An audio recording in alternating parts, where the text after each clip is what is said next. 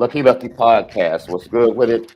Honora Boys in the building, brought to you by Honora Whiskey, honorawhiskey.com. That premium American whiskey, honorawhiskey.com. And if you drink, by all means, make sure you do so. responsibly. Gotta do it responsibly. Apple Podcast, Spotify, audio edibles each and every day. Lock in with us, man. It's the Lucky Lefty Podcast. You already know we spin it different. We'll get to the bag in the second half of the show. Make sure you hit GTV and we'll get to that question. We also have a super chat that we left out yesterday. I'll make sure to bring that up as well. But man, busy day. People still visiting Notre Dame, still being very aggressive in the transfer portal. We'll talk about Jamal Banks, uh, 6'1", 205 receiver from Wake Forest. That Notre Dame's looking at, of course, R.J. Oben and his visit to Notre Dame. We'll talk a little bit about what we heard about that visit and how it's going. And of course, we will continue to discuss some of the things we talked about yesterday, Left. Uh, Interesting conversation concerning Riley Leonard, Bo Collins, and their impact on the offense next year. You know what's That's so right. funny, Left? What's up? You and you and Kenton put forth probably one of the best debates on the subject matter that I've seen during the first hour yesterday. And Really? yeah, just looking back at it, I was like, yo, this was a really good debate. And I talked to Kenton last night. He was like, yeah, he was like, man, it was informative, it was passionate. He was like, yo, that was really good to be a part of. So, you know, this is why we do what we do, Left. Just the interesting conversations that we have. And it's funny, right? I get a text last night, which is so funny, man, how things get portrayed. I get a text last night saying, man, I heard you guys are not as high on Riley Leonard. And I was like, who is, I'm like, no one said that. Yeah, no one said that. We You not high literally, on him. We're not you high on him literally, like Sam Hartman. no, no, no, this is my point. You literally multiple times said, yo, it's a good pickup. You countered what Kenton said when he was like, yo, this is a game changing move for Notre Dame. And you disagree with that assertion. Like, whoa, relax. Like, it's a good pickup, but maybe we're going a little bit too far for how we're trying to describe. And see, this is my thing, Left. Um, Matter of fact, before we get deep into it, you already know what time it is.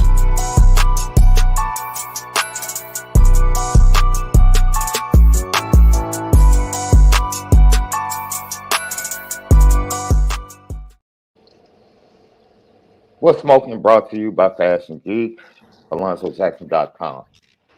So we're continuing the conversation about Riley Leonard, his impact to the program.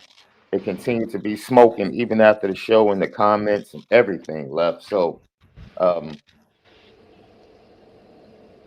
for me, I was shocked that certain things got applied to me because I wasn't even part of the debate. I was just chiming in to give some stats. You guys, like you brought up, he hasn't thrown for 3,000 yards. I just mentioned in 2022, he threw for 2,900, Right. completed 63% of his passes. The 63% is the highest percentage he's ever had. Ken Gibbs talked about how he galvanizes and has intangibles. I just talked about the stats at the time of the Florida State game, at the time that he got injured. They were beating Florida State, but his stats weren't impressive in that game through the air. Yeah. I was just giving stats. So, you know, this whole narrative of, first of all, the narrative that somehow, some way, you're a hater for being able to actually convey facts that are irrefutable. He hasn't thrown for 3,000 yards in a year. He hasn't thrown for a high completion percentage in his career. Yeah, Once like, again, I mean, you're not going to just, I think people think that being on a better team is going to instantly jump you up that X amount of, you know, statistics or whatever, but that's just not the case. hmm If you're a 63% completion, the best you would be is possibly 66, especially in a first year. And that's not championship level football, you know, that's from that position. Now, you also got to consider the fact that this is a challenge for Riley. Riley's not coming into a position of a team that is like dying for a spark on offense. We have sparks on offense. We're looking for a special op, a guy that can go in there and get the lead guy. You don't need a big team for that. You need just one or two special operations guys. When they got the bomb tactician, it's just one dude goes in there and cut the wire. We don't need the SWAT team to go and bust down the door. We got all that. We just need to get the bomb tactician guy, the best in the world, and just cut the wire. And that has to be shown in somewhat. You know, you look at Sam, all the accolades in the world, but at least he gave you an indication that his completion percentage, the amount of games he's played, he's you know, all of those things included, all the touchdowns he's in the record books of having. At least that's an indication that he can go in there and make something happen.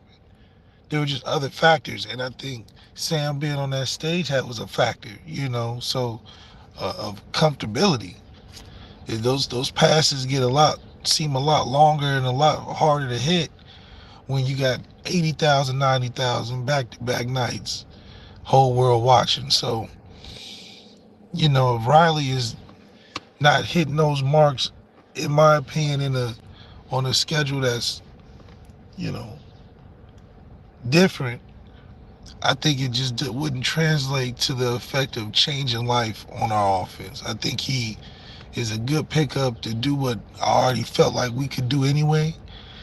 His real evaluation is going to come when we're against teams that we're not slated to just blow out, you know. yeah, love. It is very interesting, man. It's like, as you see, because it is clear via the chat and it's clear via the comments after the show that even the fan base is kind of split on Riley Leonard, and a lot of that is because of how things played out with Sam Hartman, right? And because of the way things played out with Sam Hartman, there are a lot of people that are like hesitant to jump on the Riley Leonard bandwagon the way they jumped on the Sam Hartman bandwagon. And that's understandable. Yeah, because you got to ask, what does he do so much better than Steve other than play a few more games and get a little more hurt? What does he really do better than Steve?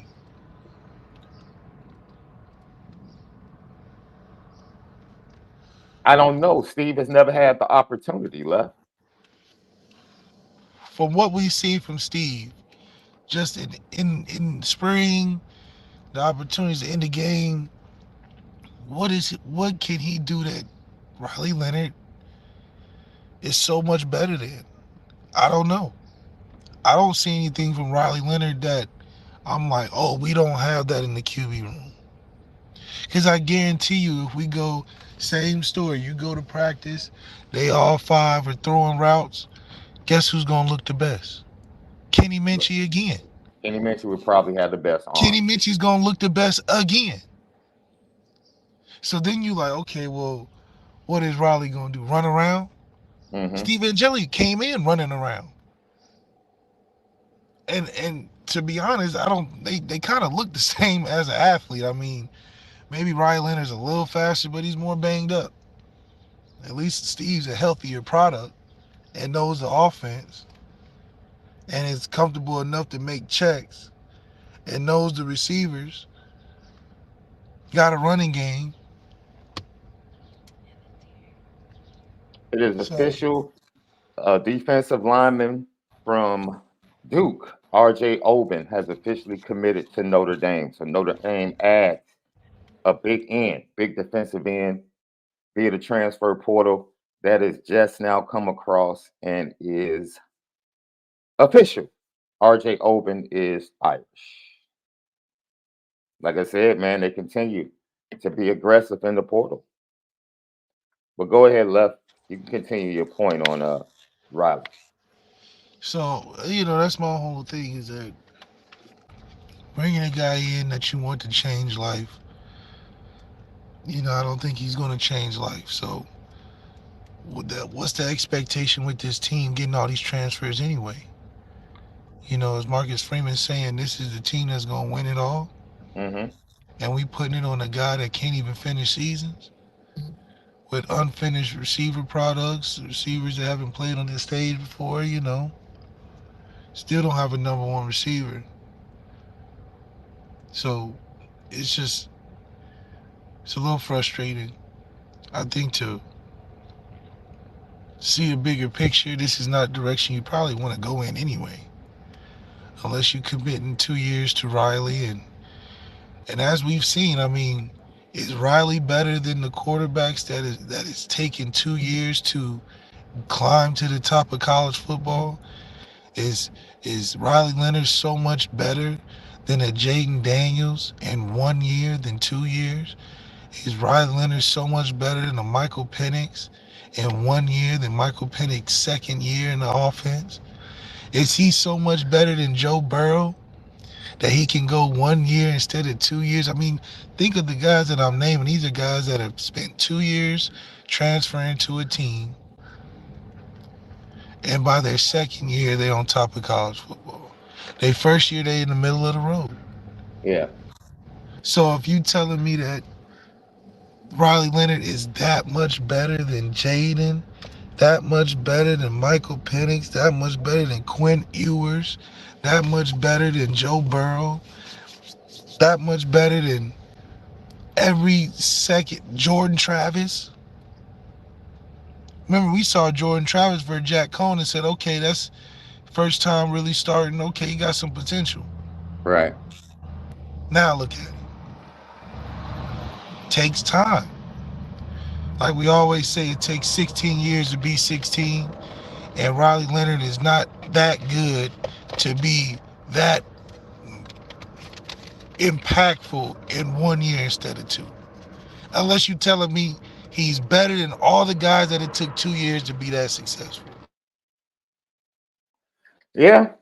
And we're going to get to some film breakdown to R.J. Oben and talk about what he brings to the Notre Dame defense with the departure of Nana Asafa-Mensah. Really no veteran presence at that big defensive end. And Notre Dame fills that gap once again with R.J. Oben committing to the University of Notre Dame. And wait a minute, that's not all though. Now, if he's not better than these guys that it takes 2 years to really get the success out of a transfer, then what are we expecting from Riley Leonard? What are we expecting from that quarterback room? And what's the direction of the team this year? You gonna waste another year, Marcus Freeman, on a 1 year process? Because that's essentially what you're getting with a 1 year quarterback. But Because your Left, quarterback is synonymous with your program. unless you have C.J. Stroud, unless you have Jaden Daniels, unless you have Michael Penix, who can't look at their quarterback room and say there's somebody in the portal better than the guys I have? Just about 90% of the teams in college football can say that. eventually you're going to have to coach and develop, man. If Look at Riley Clemson. Leonard, if Riley Leonard leaves next, yes, Clemson can It is a look in the perfect portal example. and Dabo find came out and and said, "Hey, I ain't going in there. He's my guy. It is what it is." Now that's the type of direction that you want to hear from a head coach. That's what you want to hear. Because you know why? You know why you want to hear that? Is because you see a guy that's committed to a plan. mm-hmm. He told Cade Klubnik when he recruited him, "You're my next Trevor," and he stuck with it. And that's a coach that you want to play for. Right.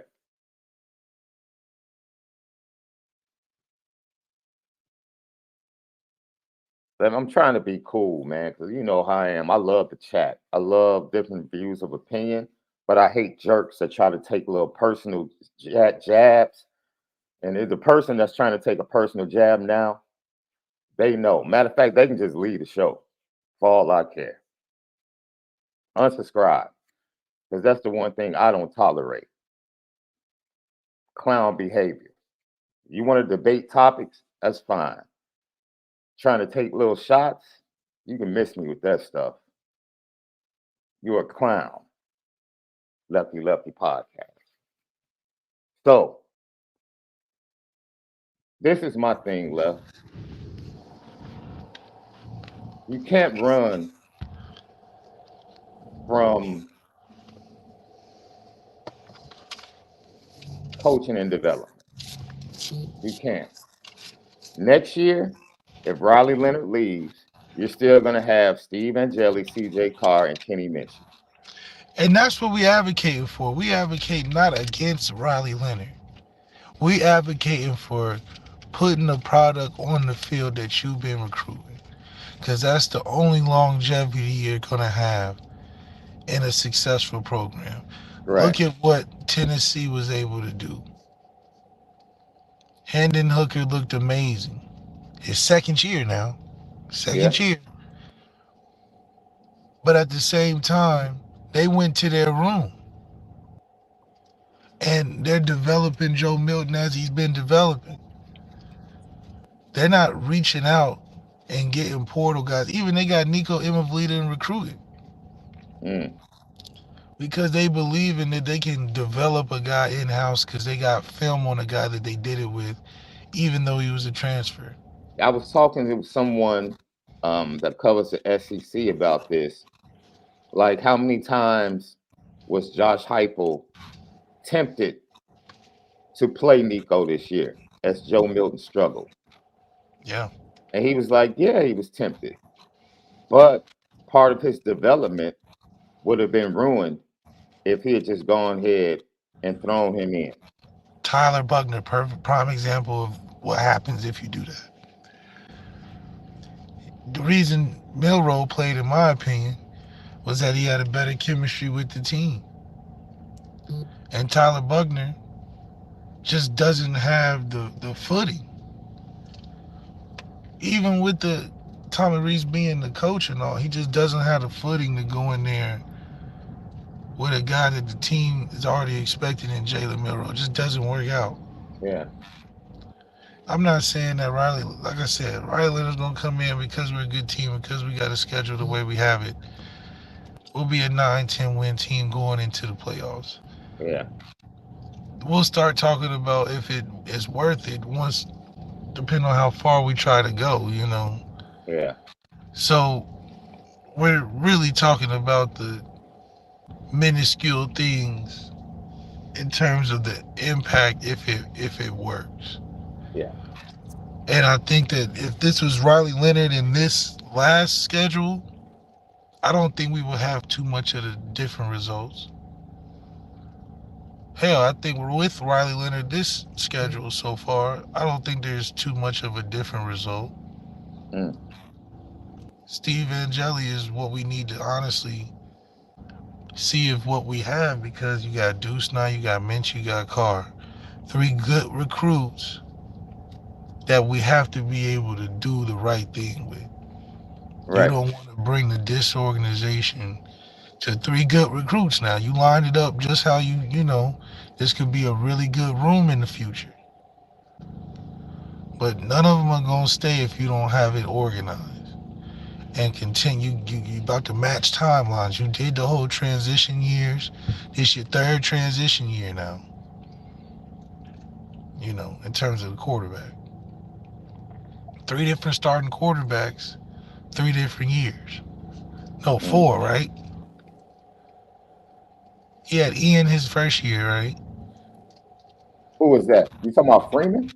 Yeah, no, No, no, no, no. three in 3 years. Yeah. No, Jack Cohn, I Buckner. mean, he coached Jack Four, Cohn in four the and 3 years. Fiesta Bowl. 4 and 3 years. There we go. 4 and 3 years. Buckner, Cohn, Pine, Hartman. Yeah. 4 starters in 3 years. That doesn't spell, well, 5 now that you got Riley Leonard, assuming he's going to start. And then that's a 1 year deal. So you'll have 6 starters by your 4th year. Mm. Who has success doing that? If I can remember, Ryan Day had a run of quarterbacks that had 2 to 3 years each. If I can remember, Michigan, when they started having success, they had a starter that was longer than a year. Mm-hmm. When Harbaugh was most successful, he had a longer starter at quarterback.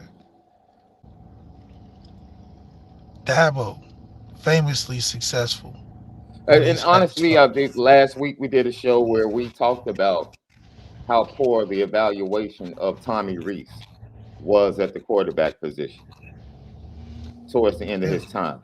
He tried to redeem himself with C.J. Carr, which we'll see how C.J. Carr plays out, develops in the program.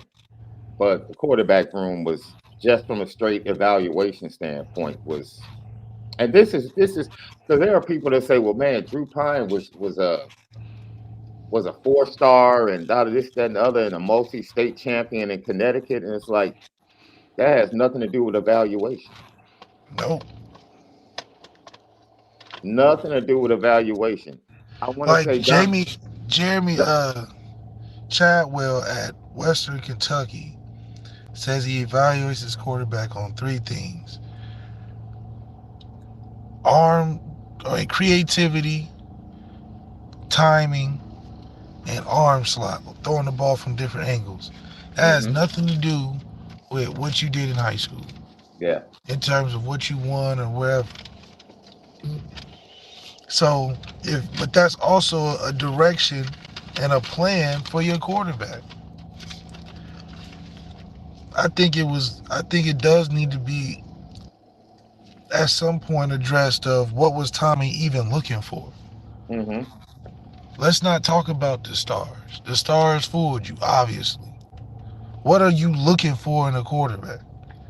Because it's not like we just trying to get the number 1 5-star guy every year, because we definitely don't even call his phone, if we're right. being honest. So what you looking for? You know, how did you go about getting a Brendan Clark, a Drew Pine? How did you go about getting these guys? How did you go about losing some guys? You know, It was so almost like Tommy Reese was scared to hear the word no.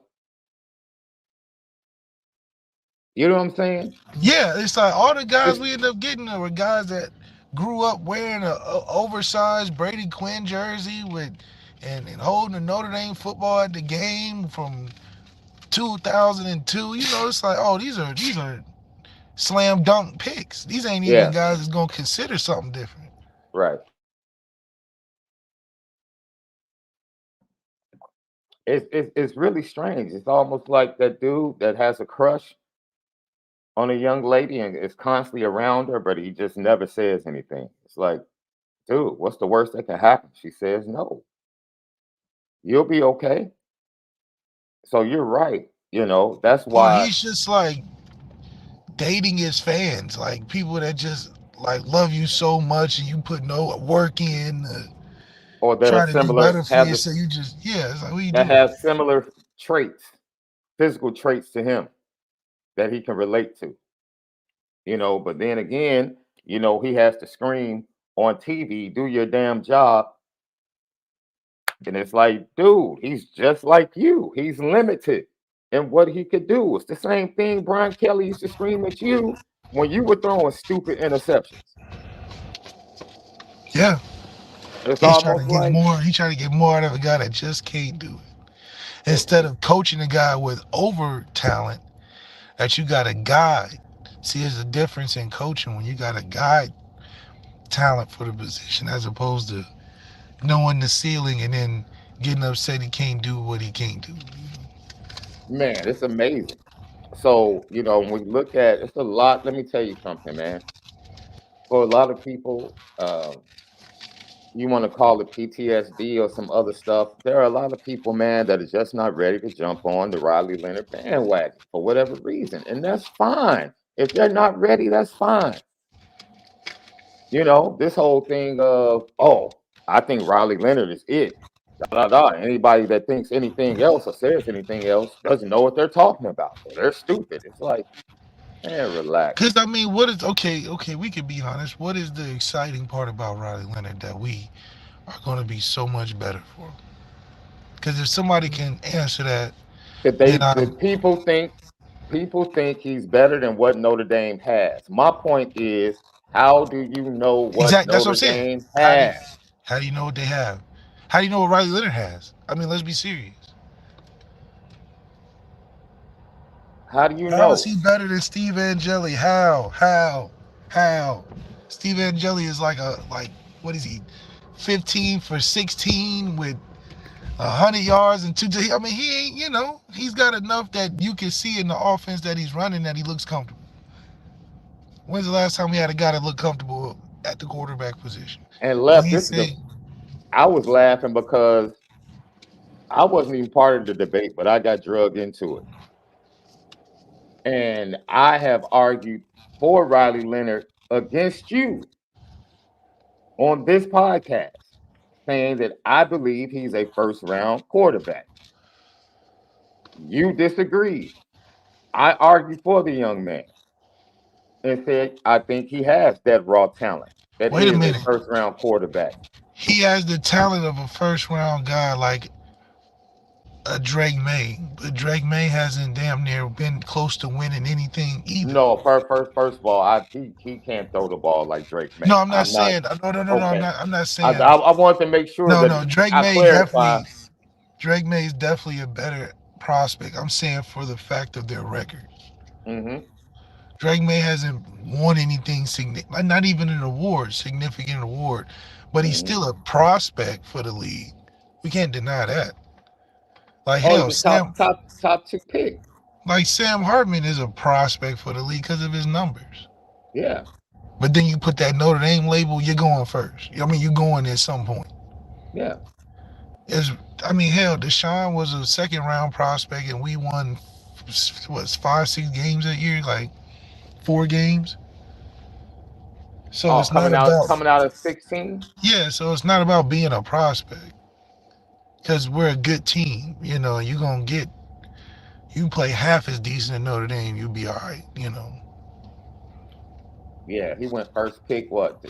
Deshaun went first pick in the second round to the Packers. That's what I'm saying to the Browns. Yeah. So it's like we won 4 games that year. So it's not about being a prospect. It's Mm-hmm. about can you be a winner?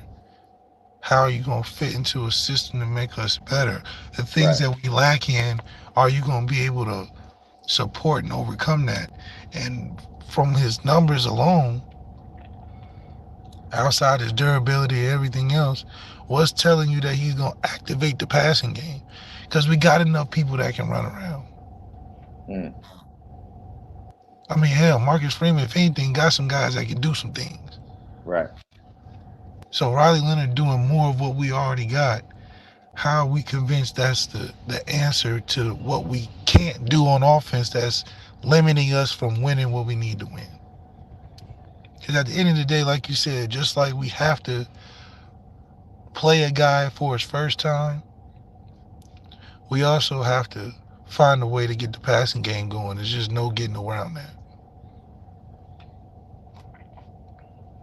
You can't avoid it.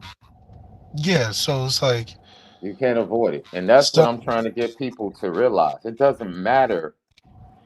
It doesn't matter if Riley Leonard at this moment is better than everybody in your quarterback room. Doesn't matter.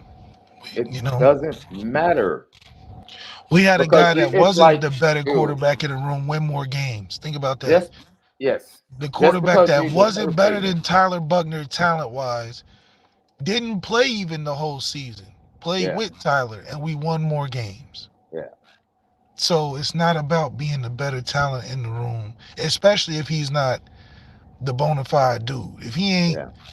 first pick, second pick of the draft, then the talent thing is almost inconsequential Hmm. for the specific things that we need to win. Yeah. So yeah, if we're not getting the best guy in the country, anything other than that, it's like, man, can you gel with the team? Can you do the things we asking you to do? And see, this is the point. Like, you can't have an honest conversation. 'Cause people get upset if you don't line up with how they feel. There's no one, I don't care how you feel about the pickup. There is no one can sit here and tell us that Riley Leonard is a polished product at the quarterback position. He's not. He's not a polished product. He still, even by the eyes of NFL scouts, is raw. So you know what that means? When he comes to Notre Dame, he has to be coached. It's not like you're getting a polished product, stepping in, let's go. That's not what you're getting. You have to coach him. You have to invest in him from a system standpoint. And we have And to if clarify one and more if you're time. and if you're not willing to do that, Jared Parker, this is why it's pressure on Jared Parker.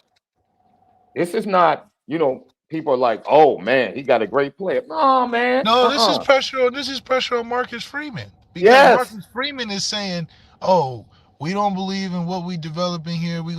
We have to ship all the product in here, and we gonna have the best thing on the thing on the market for whatever reason. Because at the end of the day, you going with I'm Mm-hmm. going with what's greener on the other side. That's the approach that you're showing to us. It's Yes. greener over here if we just load up from the transfer portal. Because anything over here that we got right now ain't getting us to where we gonna go. Is what you say. Period. Yes. Yes. So if you're saying that, what is all this recruiting we doing for? Well, What are you we paying? recruit. What are we paying Gino Gaduli for? I heard Why are somebody we? say yesterday that it's getting to a point. It was ESPN Baton Rouge. I forget the gentleman's name, but I saw the video that somebody posted over on the message board at IP. And his argument was, um, at this point, it makes no sense to even recruit high school quarterbacks every year. He was like, why? He's like, you don't have to do that. And his point is, dude, the better quarterbacks are in the portal every year. And I'm like, okay, that's factual. For, like I said, once again, you might have 5 to 7 quarterbacks every year that give their team or program confidence going into the off season and say, we are not worried about the quarterback position. Dude, Jaden Daniels just won the Heisman, right? Yeah. Nussmeier has looked pretty good in mop up duty. He came in the second half of the SEC championship game against Georgia, led a couple of drives, but he hasn't started. He will be inexperienced next year for Brian Kelly. So Brian Kelly is going to have an inexperienced first time starter. But you don't see Brian Kelly chasing after. I mean, No. it only took us 2 days, 3 days to get Riley Leonard up out the portal. Less than 2 days, 3 days to get Sam up out the portal. So it's like we're obviously desperate for saying that what we got ain't good enough. And then secondly, it goes to, okay, you're guaranteeing Riley Leonard do what? Because at this point, I see us being a team of getting to the playoffs regardless of who's the quarterback. And let's clarify, I'm not saying we need to jump in the portal all the time. I'm saying to Absolutely. put people that we have already that know what they got going on, have Yeah. some chemistry with the team Yeah. on the field. Because there's no long-term success in getting transfer portal quarterbacks every year. Four quarterbacks, all different now. And Yeah. that's the other thing it goes to. You're recruiting Riley Leonard to do what in this offense? Because last year you brought in a straight passer. The year before you brought in a combo of the bigs. So what are you doing now? That's Like 4 Jason. years, Yeah. four quarterbacks in 3 years. I don't see a successful pattern in that. Yeah. So Yeah. no, I don't think we go to a transfer. And like Jason Smith said, Nussmeier's been there for 3 years. Steve Angeli is about to play in his third blue and gold game. Like, what are we talking about? Are we acting like Steve Angeli is like a freshman or something? This dude has been on campus for darn near 3 years. He'll graduate before he starts. This dude is probably on track to graduate in the spring. It's like, look, man, you cannot run. It's going to happen in 24 or it's going to happen in 25. Eventually, you're going to have to coach a first time starter that's inexperienced. And, Eventually. and the best thing to do is start an inexperienced guy that's been there, not, E- you know, Eventually. And my point is, it's not about Riley Leonard and people that try to make it. This is when people show questionable thought processes. When you try to take what we say, when we're really talking about the program and the direction of the program, and you try to apply it as we're hating on Riley Leonard. I don't do you. They could have gotten Cam Ward. We would be having this same conversation, yeah, because the it's about the exact bigger same picture. conversation. If they can go get Dante Moore, we're gonna have the same conversation. I'm like, dude, you got Kenny Minchie. Just a kid with at one point had just bigger hair. He was at the Elite 11 just like Dante Moore. Like, what are we talking about? What a dude. The conversation is not Riley Leonard. Get a grip. All the sensitive people. We're still hating on Riley Leonard. Has nothing to do with Riley Leonard. What is the direction of the program at quarterback? Because think about it. Who else recruits guys at this point in 2023 that's seriously trying to win something that doesn't play the quarterbacks they recruit? Think about that. This is the the third QB cycle because CJ Carr's coming in this Do spring.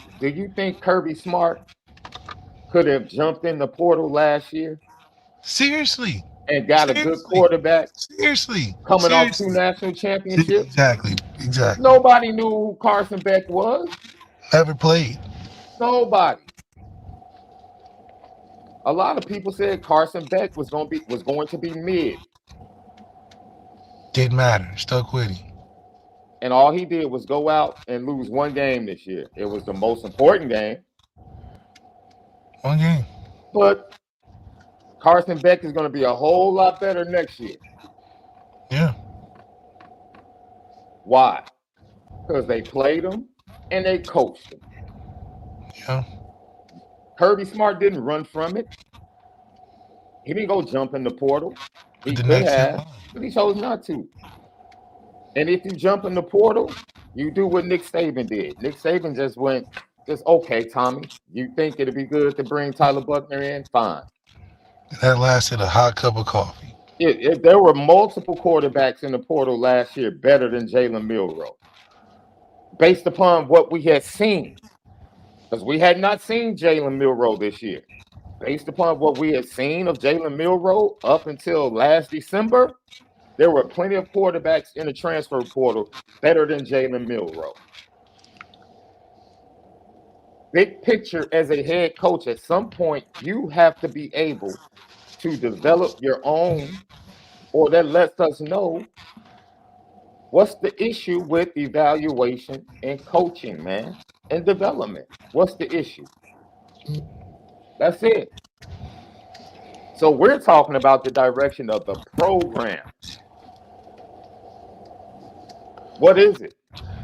Because next year you could literally say there are quarterbacks in the portal better than what we have. You know why?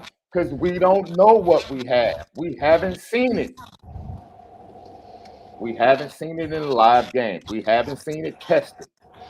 And that's why we Eventually, say, yeah, and that's why we say it's okay, cool. Steve don't work out, we got Minchie. Minchie don't work out, we got Steve. I mean, we got guys that we want to put in that position of starting with time and years ahead of themselves. Because at some point, and at all points, they all got to develop.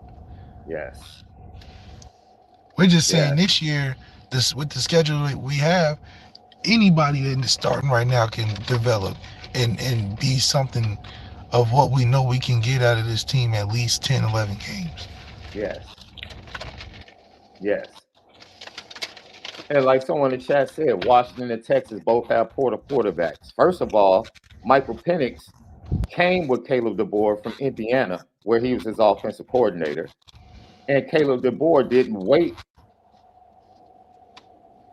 He jump started the program with a transfer quarterback. And if that's what you want to do, that's smart because it gives you time to actually recruit and develop. Texas and Steve Sarkisian did the same thing. He jump started, got Malik Murphy in recruiting, got Arch Manning in recruiting. What does Riley Leonard move the needle to do what? That's why I don't move I'm the needle still, to do dude, what? I'm still, show me where Riley Leonard is a polished quarterback. How does he move the needle? What's Answer the the needle question. moving to? Is Explain the to us how he is a polished quarterback that does not need coaching when he comes to Notre Dame. He's not. Because who have we? Because did we coach Sam? Do you think we coach Sam? I've just looked at, I've seen three since Riley Leonard committed. I saw two early top 25s for 2014, and Notre Dame is still ranked either 12th or 14th. Where does the needle move to? If Steve Angeli was the quarterback, Notre Dame would probably be still ranked in the teens in early prognostication.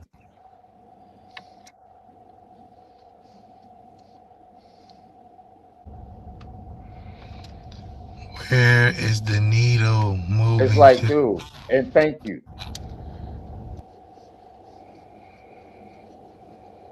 You don't know. This is my point. Stop acting like you know whether or not Steve Angeli can win a playoff game. You don't. You don't. We don't know if Riley can. You didn't. Georgia didn't know if Carson Beck could win games. They didn't, but they coached him. Yeah. You're not going to know anything once Riley Leonard leaves. You're going to have to coach. Yeah, you're not So gonna learn anything. all you're doing is deferring the payments. That's Yeah. it. You're on a payment plan. That's dude. Notre Dame at the quarterback position is on a payment plan, and eventually you're going to have to pay the note, which is coaching a guy that has not started in college football. It's going to happen. And it should be easy the longer you got him sitting there. It's going to happen. All Notre Dame is doing is deferring the payment. Oh, we're gonna defer it to 24. Oh, we'll defer it to 25. What are you gonna jump in the portal again and defer it into 26? Eventually, you're going to have to start a player that has never started, and you're going to have to coach and develop him. That's it. Every year, you can say there's a guy in the portal that's better than what we have. You can say that literally every year. Next year, you can find somebody that's hypothetically at that point a better quarterback than what Notre Dame has because Notre Dame doesn't know what they have.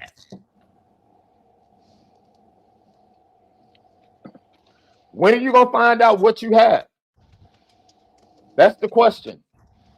And if the guys in that room are that bad, then it's a huge problem with evaluation and coaching. Deal with it. Especially See, the overhaul. people keep thinking this is about Riley Leonard. This is not about Riley Leonard. This is about the program. If it's that bad that you have to keep going to the portal, you have a coaching problem and an evaluation problem. Deal with it. I mean, There's something wrong. we overhauled the quarterback and 3 receivers and 1 transfer year. The receivers, Notre Dame needed to go to the transfer portal if Chancey Stuckey was the wide receiver coach. They still needed to go get some veteran wide receivers that were dependable because the 2 veterans they have always get hurt. Yeah. So it was going to be a need, maybe not 3, but they needed to at least go get 1. So no one has a problem with Riley Leonard. No one has a problem with the transfer portal. We want to know, when are you going to pay the bill? Because the bill eventually is going to come due when it comes to coaching and development at the quarterback position.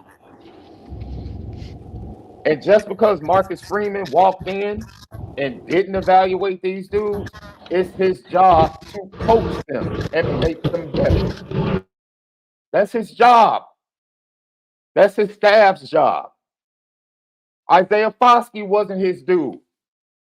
But you don't see Notre Dame and Marcus Freeman distancing themselves from Isaiah Foskey like that wasn't their guy.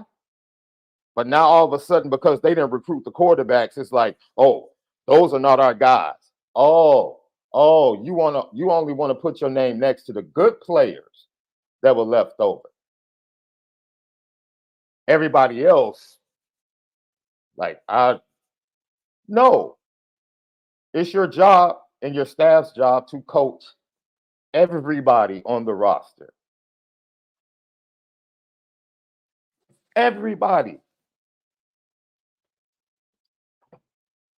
Drew Pine was able to win. What do we hear? All year when we would say Drew Pine is not, man, he's just not getting it done. You know what people threw in our face? He's 7-1 as a starter. He's 7-1 as a starter, though. You can say what you want to say. He wins games.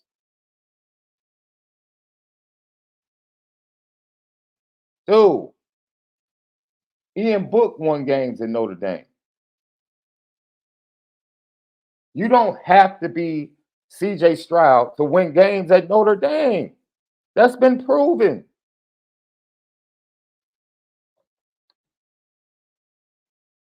Yeah, we've been there, done that. We'll win games with guys who are, guys. And once again, there is no guarantee that Riley Leonard can win you a playoff game. There is no guarantee. There is none. There is none. Heck, we don't even know who his starting tackles are going to be. We don't. And the conversation is not about Riley Leonard. It's more about how much longer are you going to continue to defer the coaching and development of the quarterback position. That's it. That's it. Riley Leonard just happens to be the guy that they got. I'll say it again. If they got Cam Ward, I would be saying the same thing. If they got Dante Moore, I would be saying the same thing. The exact same thing. We asked the question 5 minutes ago. Nobody has answered it. Tell us what makes Riley Leonard a polished quarterback. Tell us.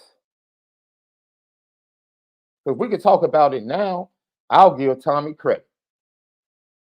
Before he landed on Sam Hartman, according to what I've heard, that cat Tommy actually went after Drake May. If Tommy had landed Drake May, now we could talk. That's a home run. That's a home run. He got Sam Hart. That's a nice double. But people tried to sell it like it was a home run. Nah, bruh, that's not a home run. Riley Leonard, that's a nice hit. But you're not about to sell us on the fact that Riley Leonard is a home run. If Tommy was able to pull off that Drake May, that's a polished quarterback coming to Notre Dame that you're inserting, and you're like, okay, this, yeah, this is a top two NFL quarterback. Now,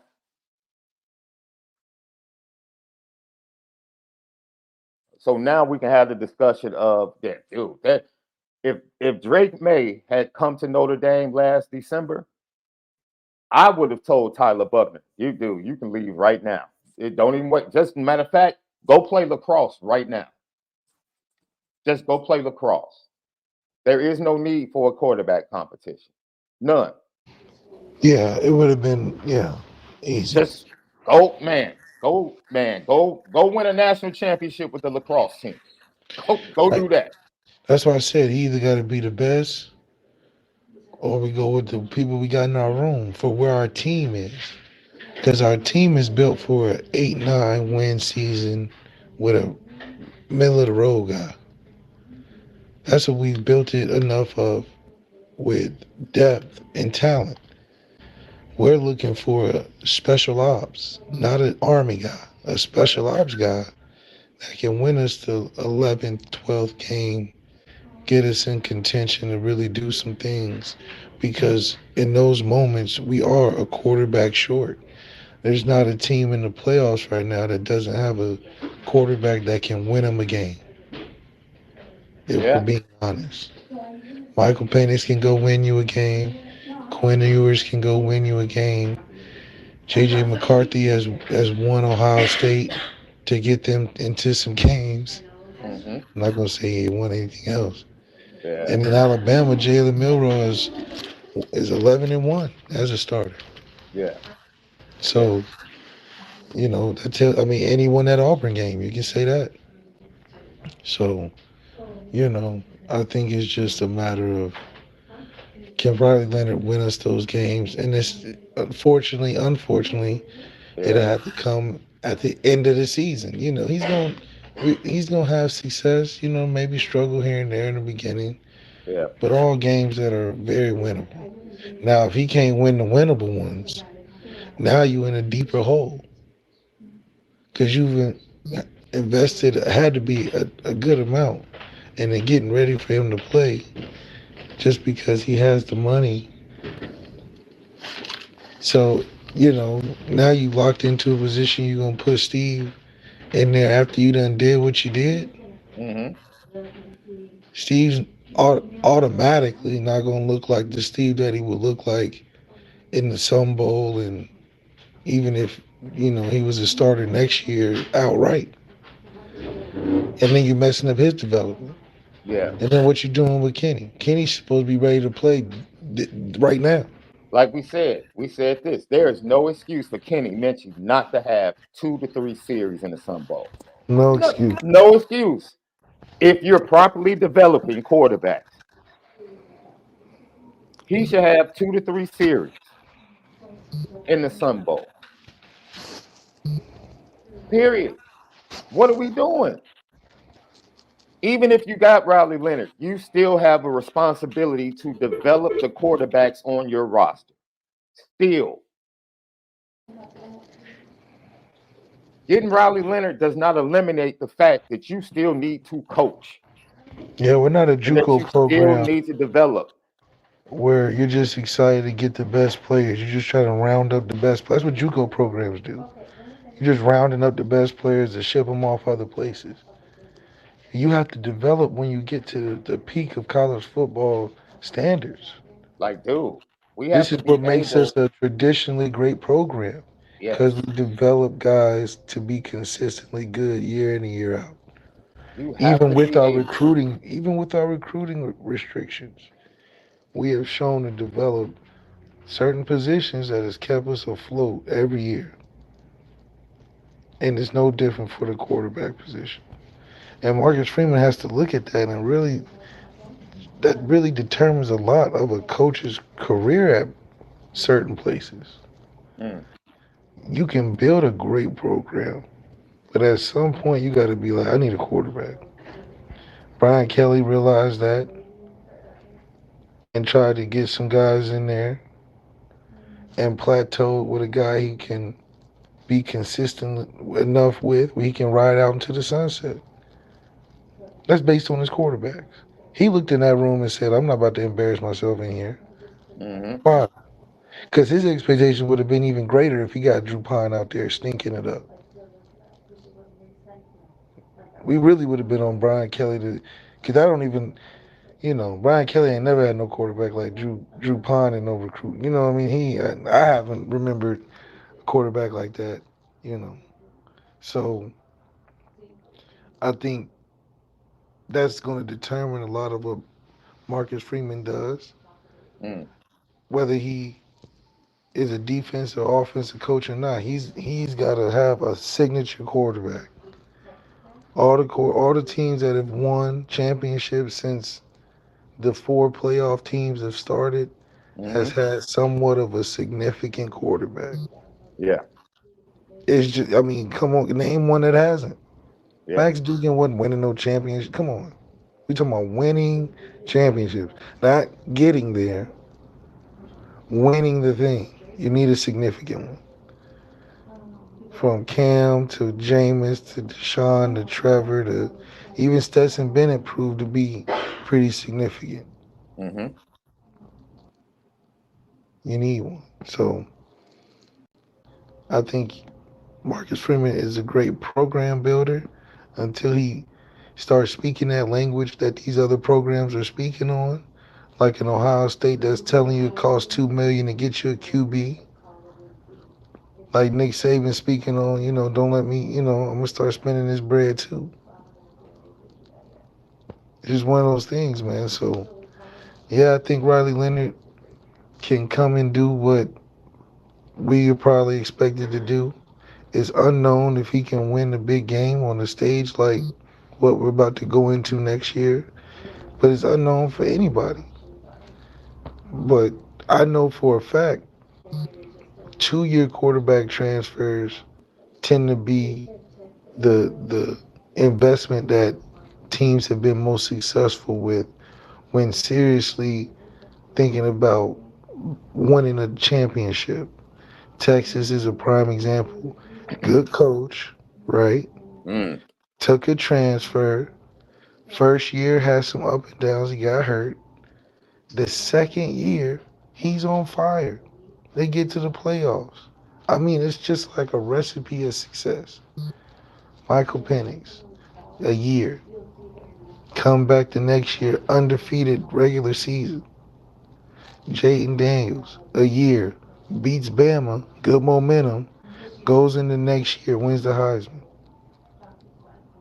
Takes 2 years. Joe Burrow, average season next season, one of the most historic teams in college football.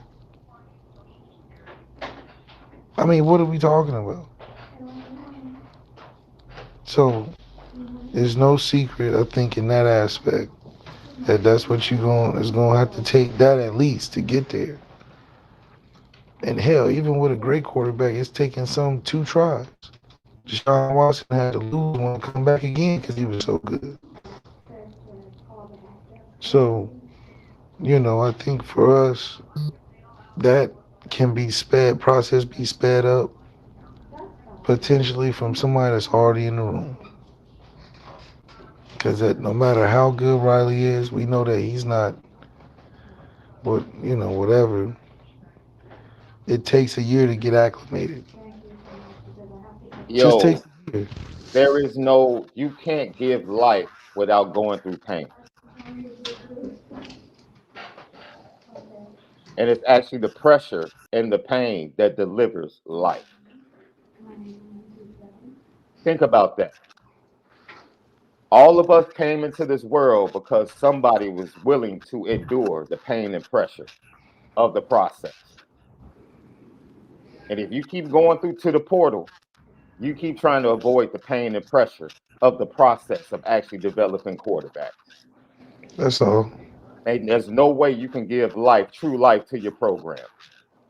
No way. Constantly looking at the portal. That's just a And fact.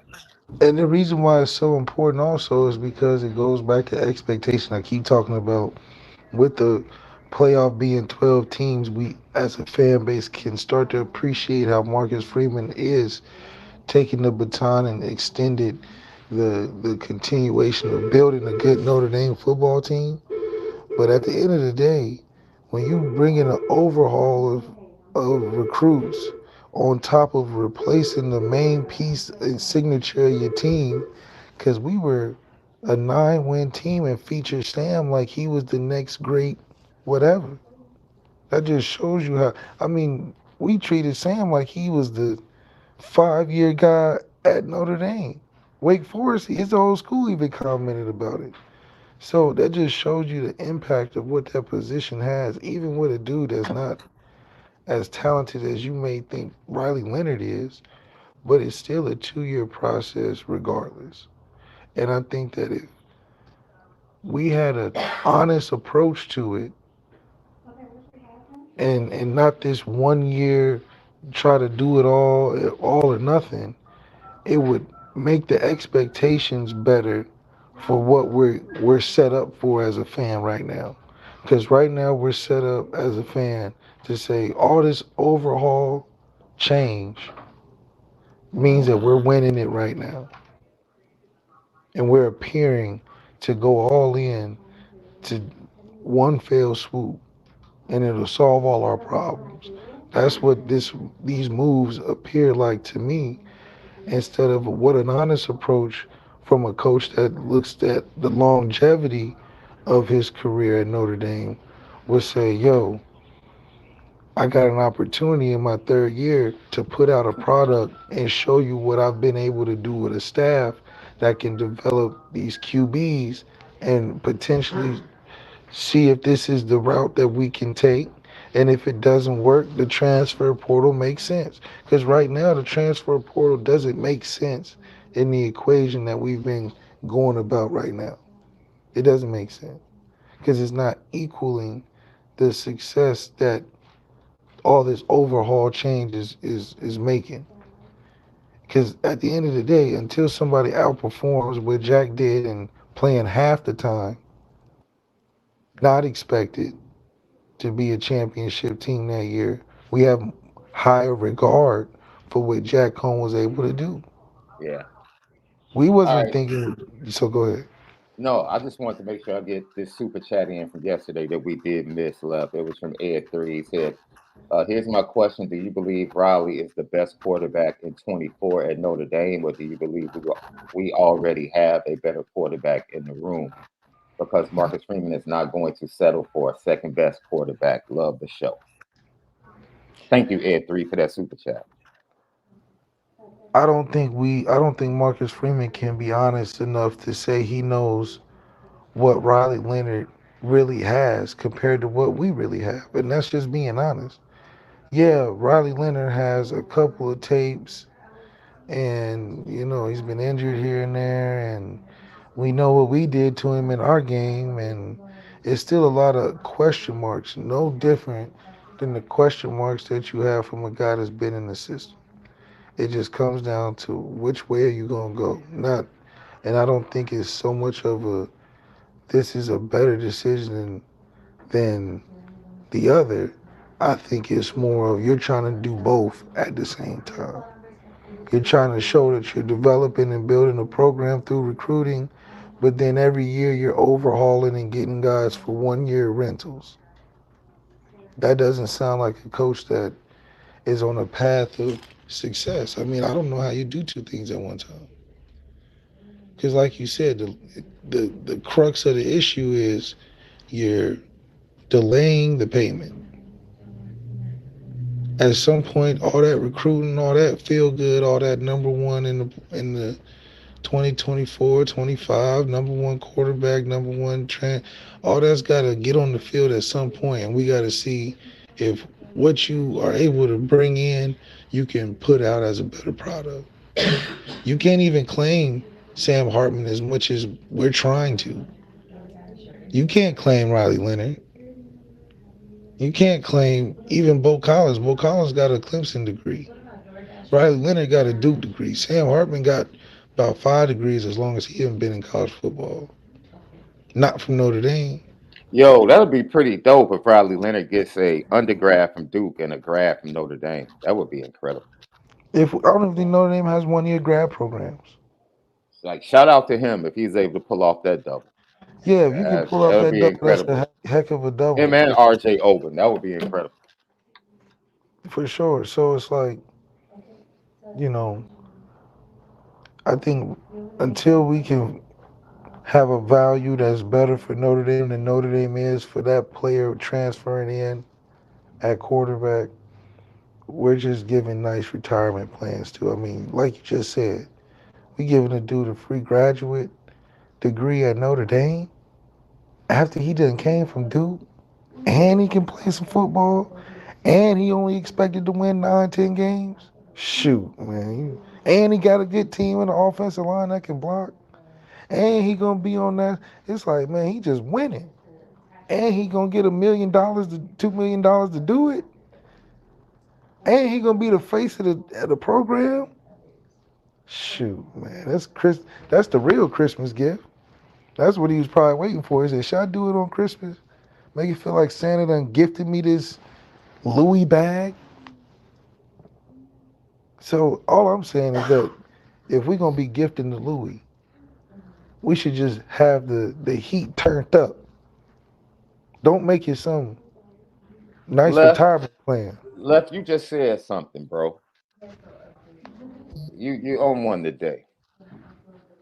And let me see if I put this question in, get to the bag, because we can talk about it now. Let's see.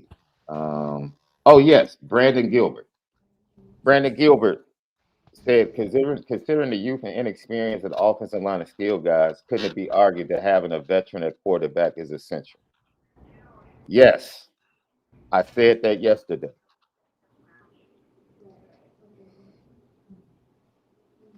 I said that yesterday. I said Steve's a veteran. you're gonna be inexperienced.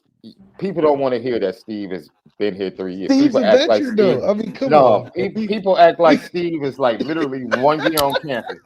It's confusing to me. This dude's about to play his third blue and gold game, and you would think Steve Angeli just got to campus. At Notre Dame, Steve Angeli is the most veteran guy. I don't care who we bring in. What do you mean? And then it goes down to what does Riley Leonard do that is so much heavier weighted than Steve Angeli as we currently sit.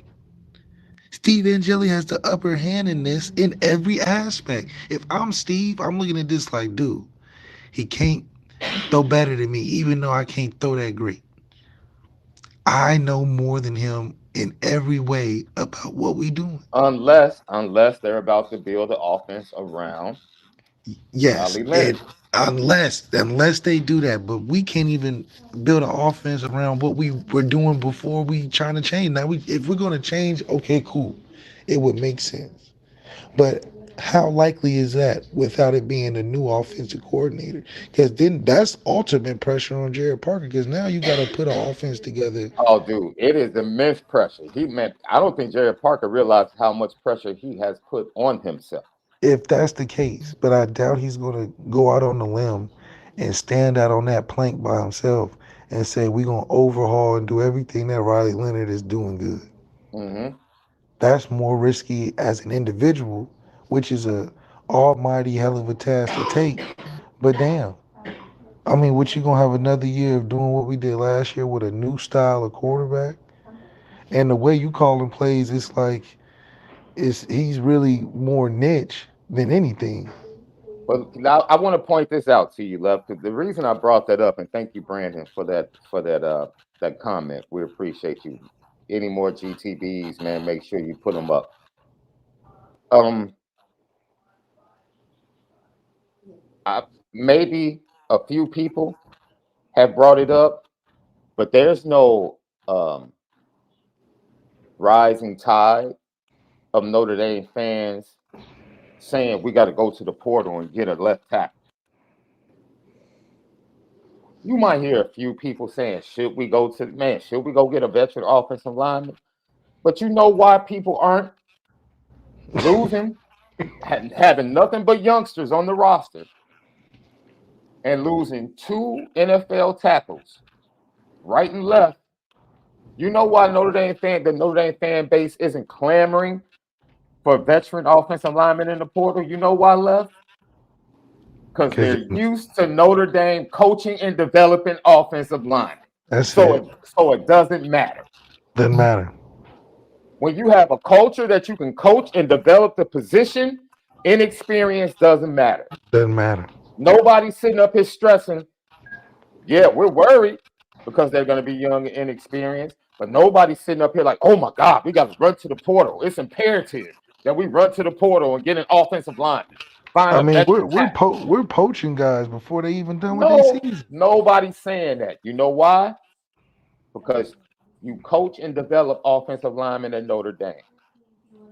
That's all we're saying. If you were coaching and developing quarterbacks in Notre Dame, you wouldn't even be thinking about a quarterback in the portal. But since you have it, now the portal becomes imperative. But at some point, that bill is going to come due. And if you're going to wait, if CJ Carr is the starting point, right? Because CJ Carr was the first official Marcus Freeman guy. Yeah. I guess first official. Yeah, because Kenny Minchey's recruitment started before Marcus took the job. That's your first official quarterback. If that's where you're going to start it, and that's your point for running to the portal, then fine. I still say the other 2 quarterbacks deserve opportunity and a chance at developing. Still. Yeah, it's just like it's crazy. We're doing 2 things at once. And if I'm Jared Parker, I'm running into Marcus Freeman's office right now and being like, what are we doing? Are we doing this because the media says we and the fan base thinks we should do this? Or are we trying to actually build something where I can feel comfortable knowing I can have some consistency at the quarterback position? Mm-hmm. Because how is Jared Parker going to call plays starting over again, going from Sam, who he had to call certain things a certain way for, to coming out with another guy that he has to call certain things a certain way for? At some point, Jared Parker has to be on the offensive and be like, hey, you gave me 2 one-year guys. And in the first year, you told me to keep the offense. Second year, what are we doing? Because the third year, I have to come back to you again because we got another situation. Gino Gadula is going to be like Marcus Freeman. How am I supposed to maximize my work for you when every time I turn around, I'm on the road recruiting, but you bringing in a one-year guy to start over all these guys. So now I'm in recruiting being like, yeah, you're going to come in, but we might bring somebody in. So I think they're handling it well because Deuce Knight seems to be still excited about the direction of where Notre Dame is headed. I guess they have conversations that we don't know, but clearly they're encouraging enough to get Deuce posting about being excited about these moves that are happening. But at the same time, in reality, the roster is the roster. And you're going to have 3 guys in the tank, 1 guy with a lot of expectation of playing, coming into something where you don't even know in the room who you want to play. Mm-hmm. And they all are the same starting point. No game started. you know? So this becomes a giant quarterback combine that you can't go to the media and be like, yeah, we're going to have 3 guys play. Because we saw the non-success UCLA had. Mm-hmm. They played about 4 or 5 guys this year. And they had about a 4 or 5 record too. They had about 4 or 5 wins too. So, a commitment level at the quarterback position is premium. We've seen the greatest coaches at this time commit to a guy and have plenty of success consecutively. Yeah. Saw dips when they've lost that quarterback coincidentally. And we've Hmm. seen coaches never get anywhere, James Franklin, when they haven't had a quarterback. They've had great teams. Now, let's see, because it's all about stars, right?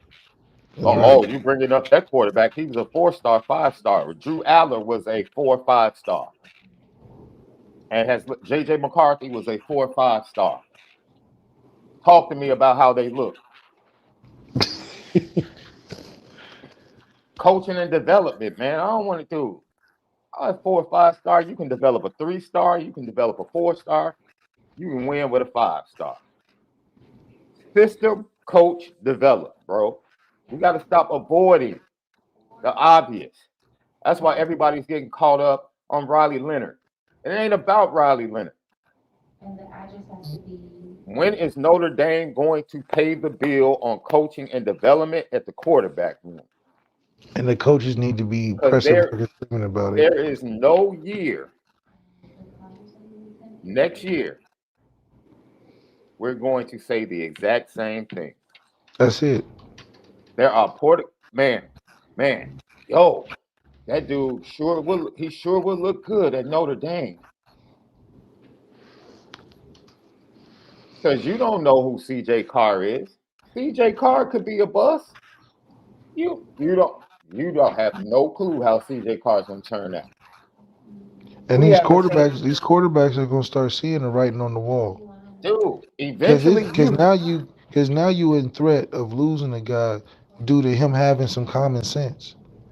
He gonna be like, wait a minute, I'm coming up on my third potential season. I'm not about to get Steve Angeli here. Are you kidding me? I'm not about to get Steve Angeli with every. You telling me before we in week 6, and you telling me you about to get another dude. You know what I'm saying? I didn't see you do it twice before.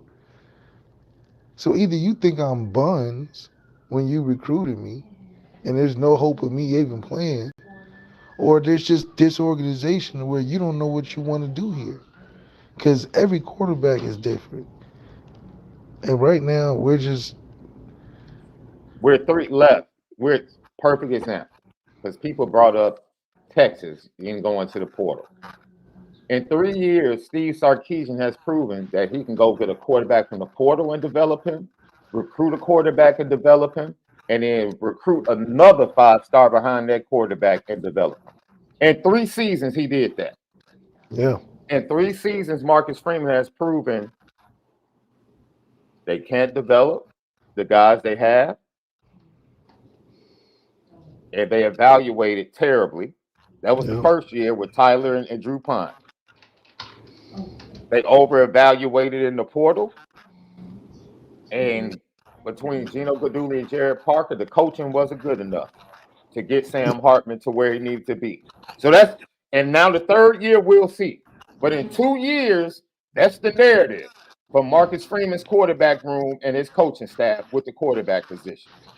4 years and That's 3 years and that's the four story. starters. That's the story. 3 years and 4 starters, man. So after 3 years, the narrative is still going to be Notre Dame can't develop quarterbacks. I mean, this is what I mean. At some point, you got to stop It the doesn't, number, regardless of what Riley Leonard does. regardless. That's going to be the narrative. And You there's no more still have to competition. answer if you can evaluate, recruit, and develop And you can't quarterbacks. compete when you're paying guys to come in to play.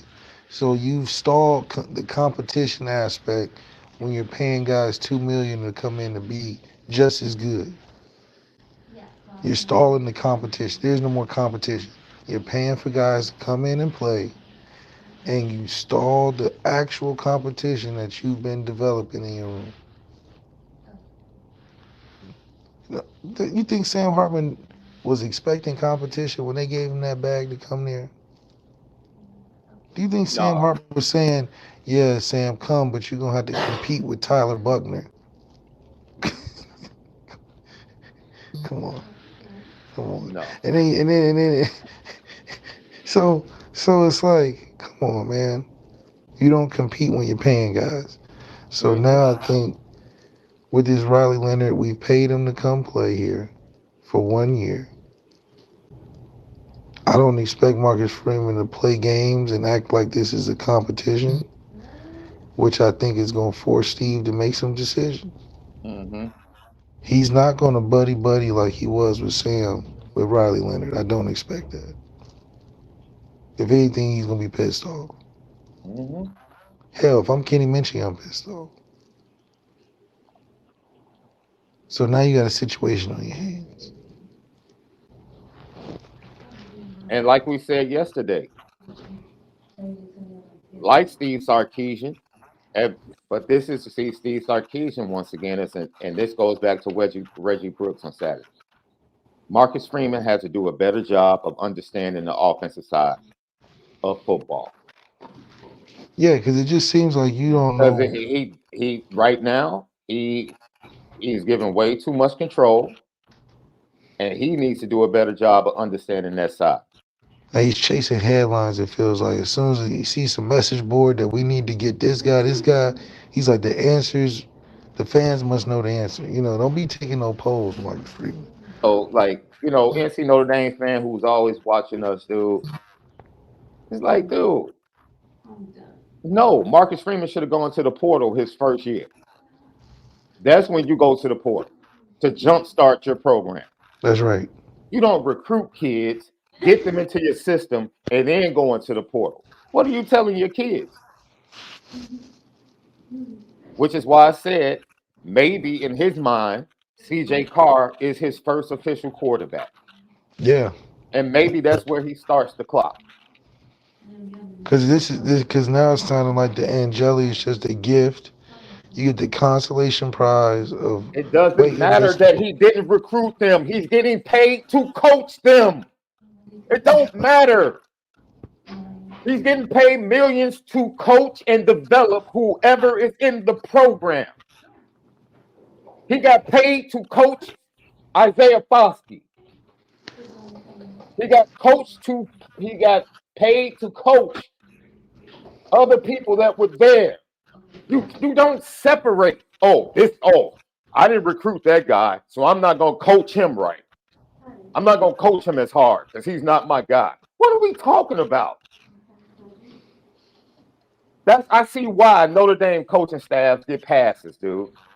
Oh, well, he didn't recruit that guy. So it's his job to coach and develop whoever's on the roster. Period. And even if you get a transfer, you got to coach and develop him too. You have to coach and develop the transfers. Thank you, Left. They did a poor job of coaching Sam Hartman. He needed coaching in a new system. They didn't between Sam Hartman, Gino Guidugli, and Jared Parker. They did a poor job. Wasn't a big enough commitment. But what are you gonna say? That was Tommy Reese's pick. That wasn't Marcus Freeman's pick. He was your quarterback. It was your job and your staff job to coach him. Period. What are we talking about, man? Like, we're only responsible for the kids' development. We're only responsible for developing the kids that we recruit. Get the heck out of here. That's not college football. That's like choosing to marry a woman that already has kids and telling her, I'm not going to be a father to your kids because I already have my kids. I'm only going to be a father to the kids that we have in our relationship. You sound foolish. That's crazy. What are we talking about? He has the same responsibility to Kenny Minchie, Steve Angeli, CJ Carr, and Deuce Knight. The accountability and responsibility isn't different because he recruited one and didn't recruit the other. It's his job to coach and develop everybody on the roster. Period. That's why he gets paid millions of dollars. Gino Guidugli can't come in and say, I didn't recruit Steve Angeli. So, I mean, whatever happens is what happens. No, he can't say that. He has to coach and develop Steve Angeli and Kenny Minchie. He can't rest on the Deuce Knight is my first recruit at Notre Dame. So I won't coach and develop until Deuce Knight. You can't question how I do my job until Deuce Knight gets here. Okay. All right.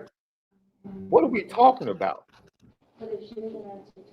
Come on, man. Stop.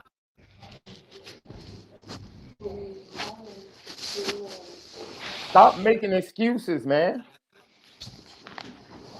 The core of college football is evaluation. Don't bring up Tyler Buckner. Tyler Buckner was poor evaluation. Period. Period. Poor evaluation. Period. Period. Period.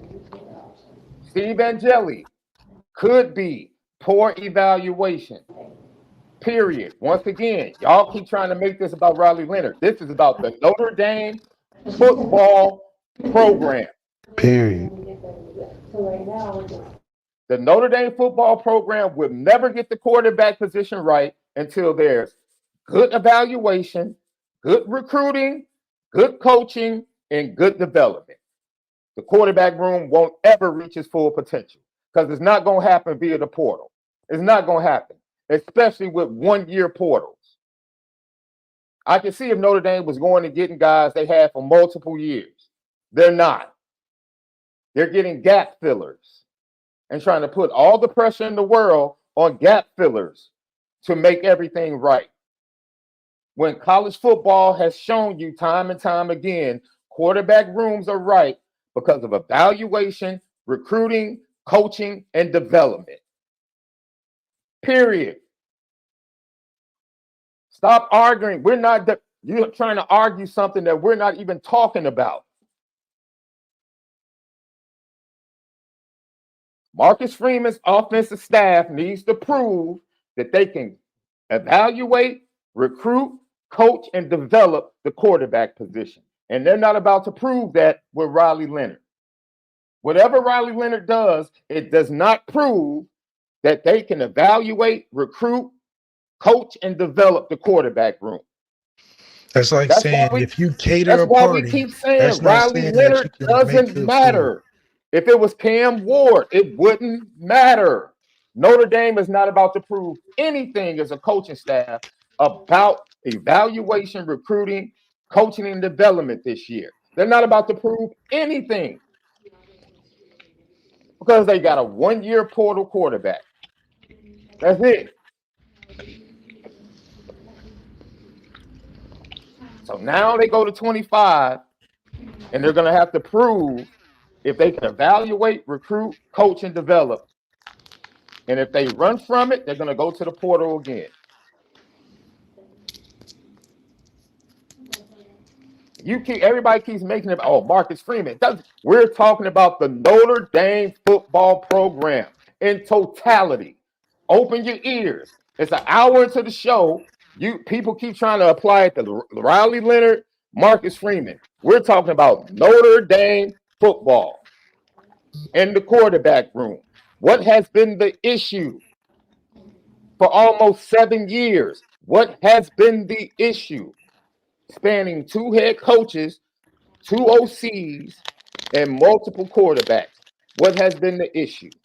They can't evaluate, they can't recruit, they can't coach, and they can't develop. And that problem still exists. Still exists. And Riley Leonard doesn't solve that problem. And Notre Dame won't become who they need to become until that problem is solved. So it doesn't matter if it's Riley Leonard. Doesn't matter if it's Cam Ward. Doesn't matter if it's Cal McCord. Whomever they would have gotten, that would have been a one-year stopgap, still does not solve the biggest problem existing for Notre Dame in the football program. When are you going to finally pay the dude that's bill and show you can develop, evaluate, recruit, and develop a quarterback?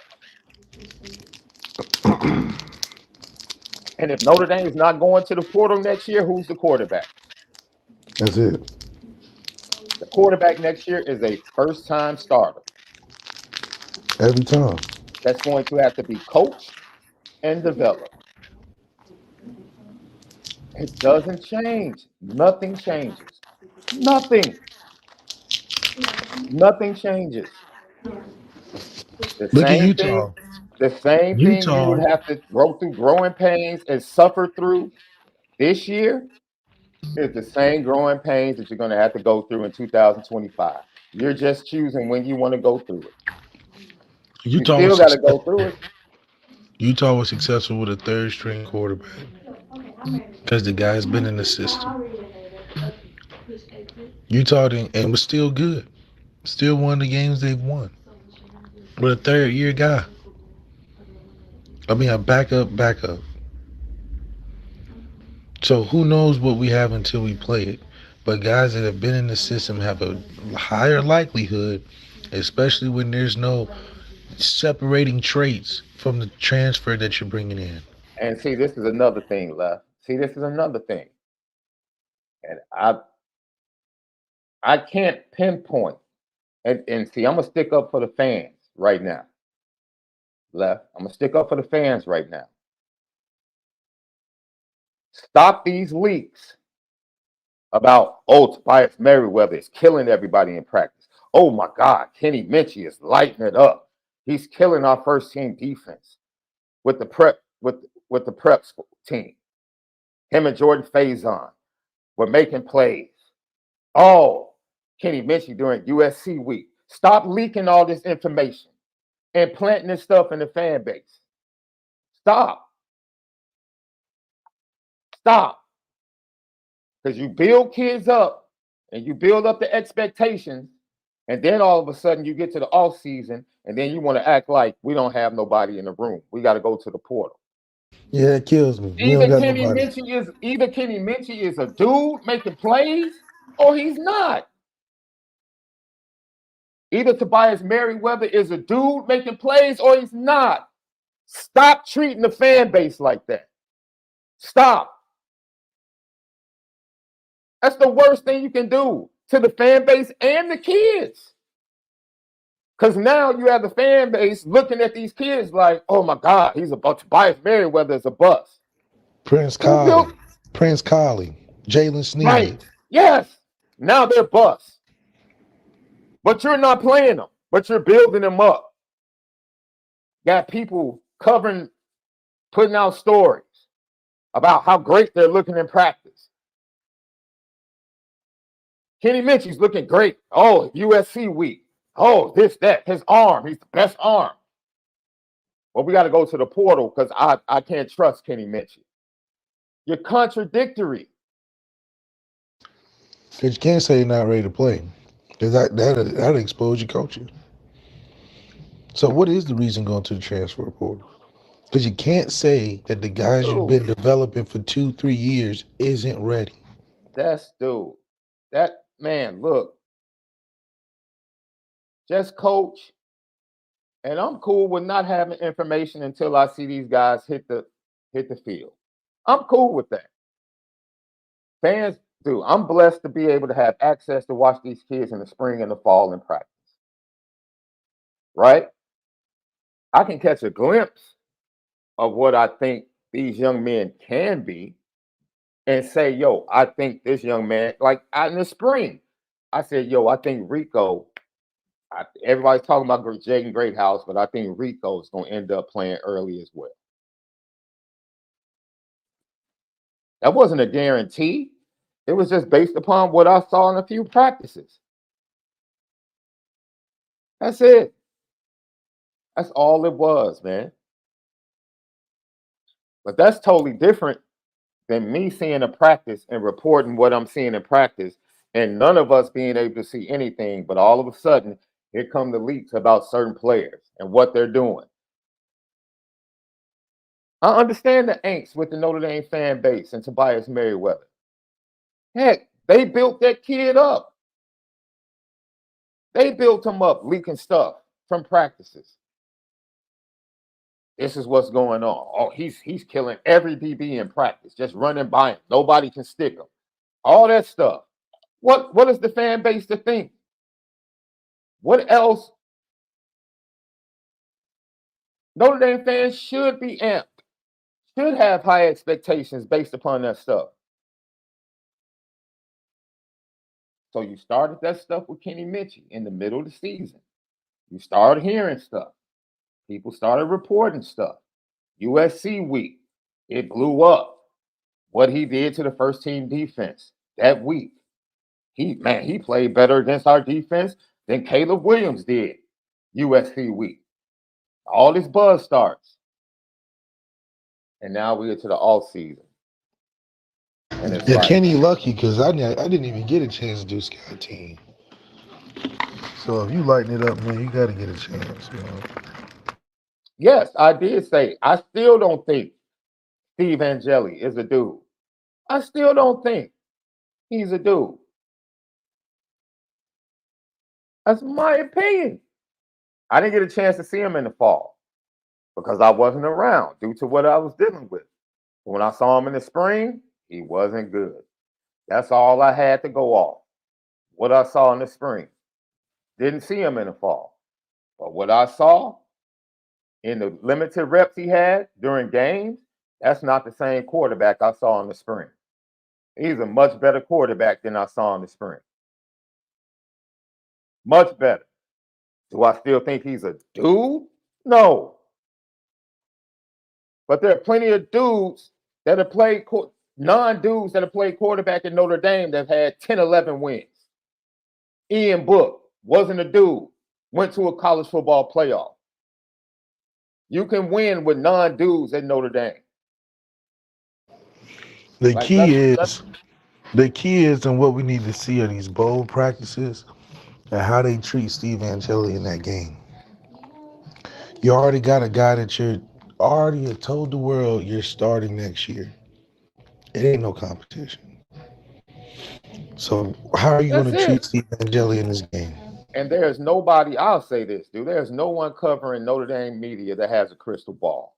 And that's not a shot to the recruiting guys.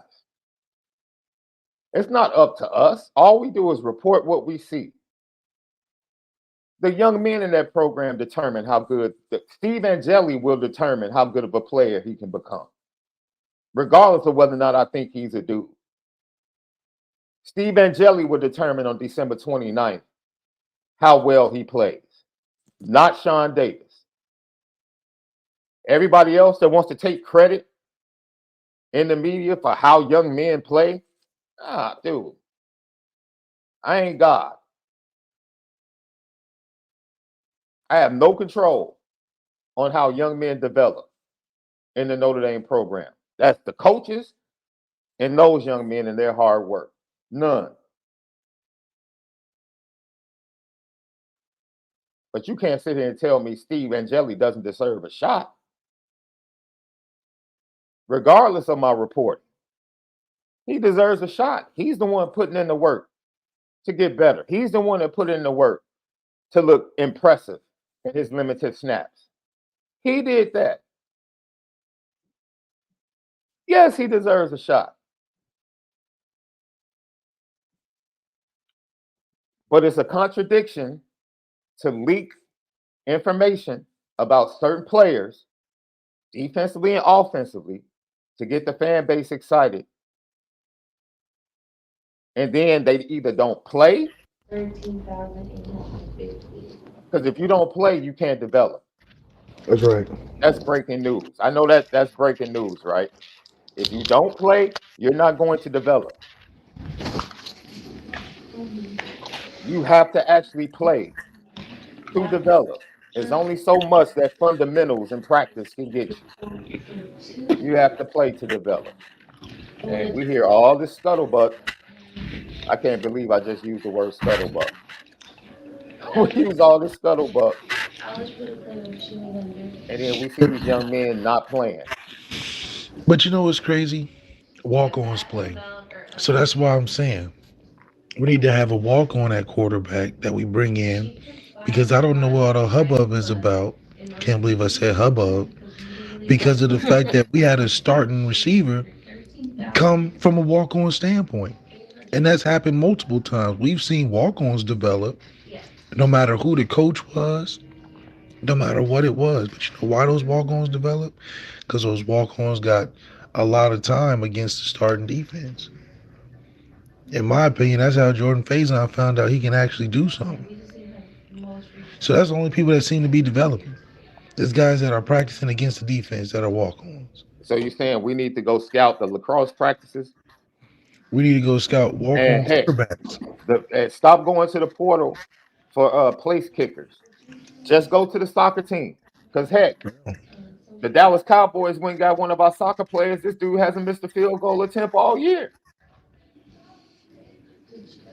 Yeah. So why are we going to the portal when we have a soccer team full of cats that can kick Full of 63, cats. 63 Full of yards? cats. And that's gonna lead to the next question. Yo, What is so the best outcome for Steve Angeli in this game? If Steve Angeli go out there, go 500 yards, 4 touchdowns, no interceptions.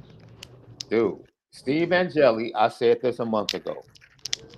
Steve Angeli needs to start thinking about himself. He needs to be selfish. For real. Steve Angeli should say, I need 2 years of playing time. I love Notre Dame.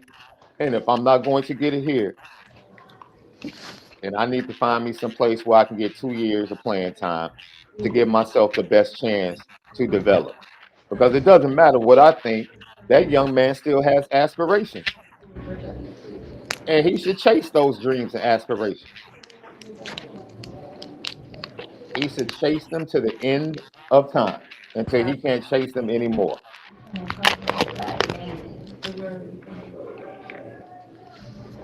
But yeah, if he balls out in the Sun Bowl, he knows he's not the starter at Notre Dame. He knows that now. Yeah. He knows that right now. I'm not the starting quarterback in 2024. He has to sit and ask himself, what do I need to do? And there's no one, if he decides to leave Notre Dame, no one should take issue with that. Which makes it even more reason why Kenny needs to get some snaps. Best case scenario, Kenny Minchie is the second in line behind Riley. Best case scenario. You know? And if that's the case, then Kenny Minchie steps up and he's your backup.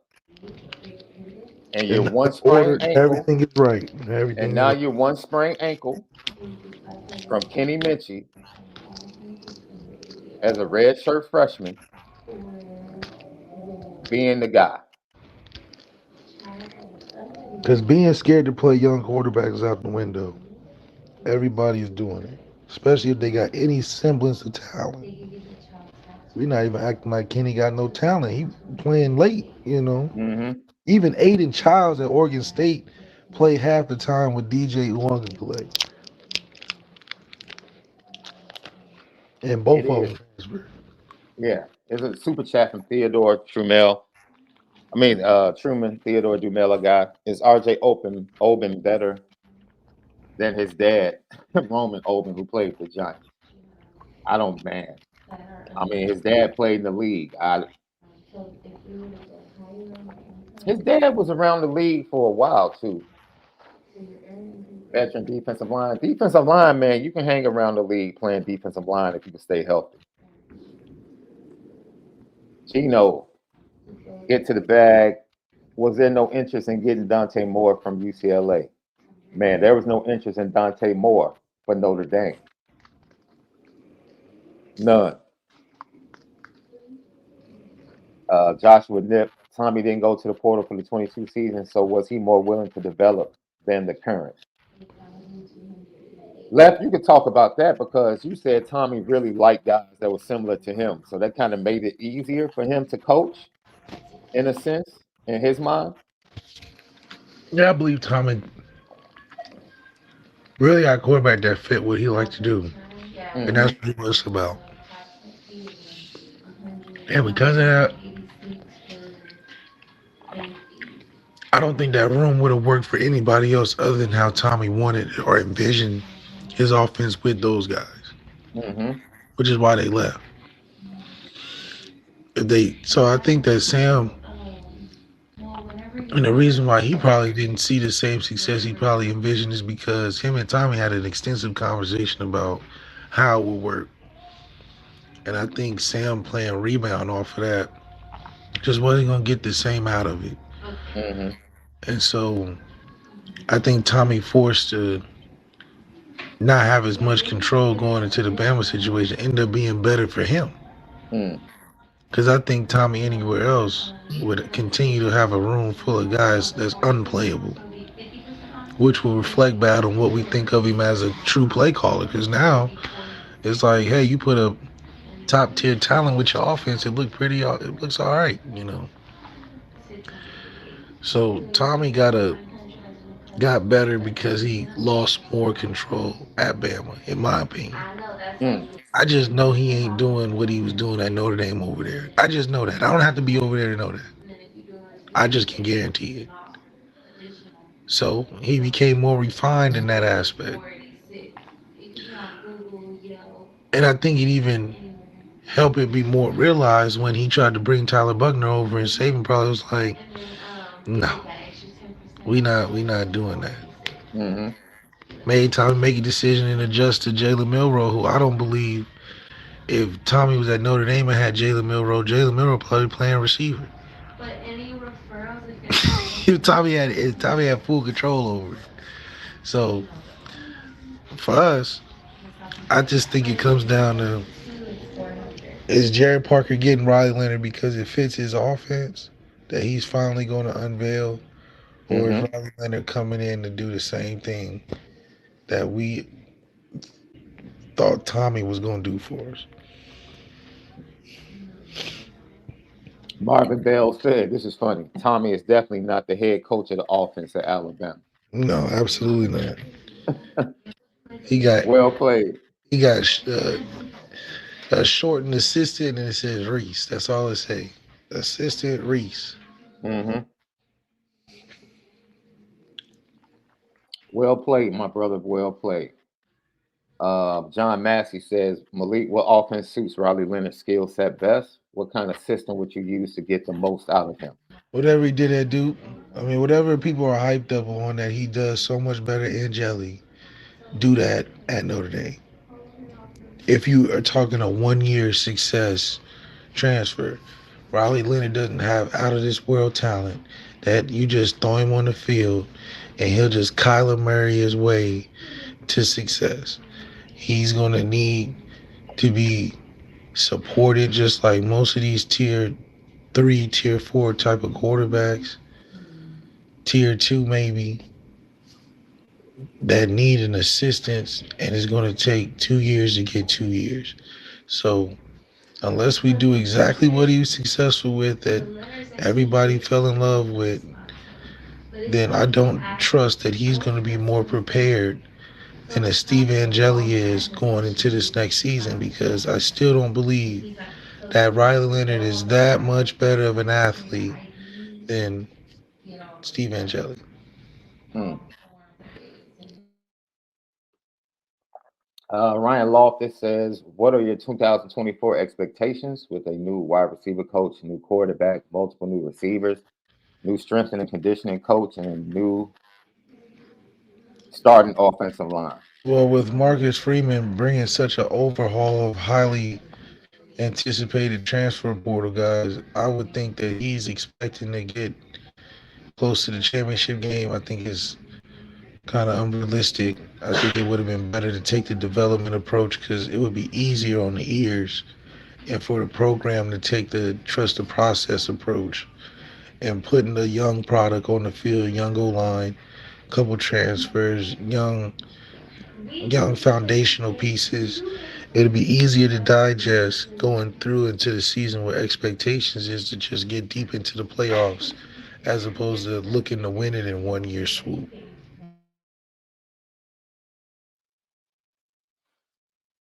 All right.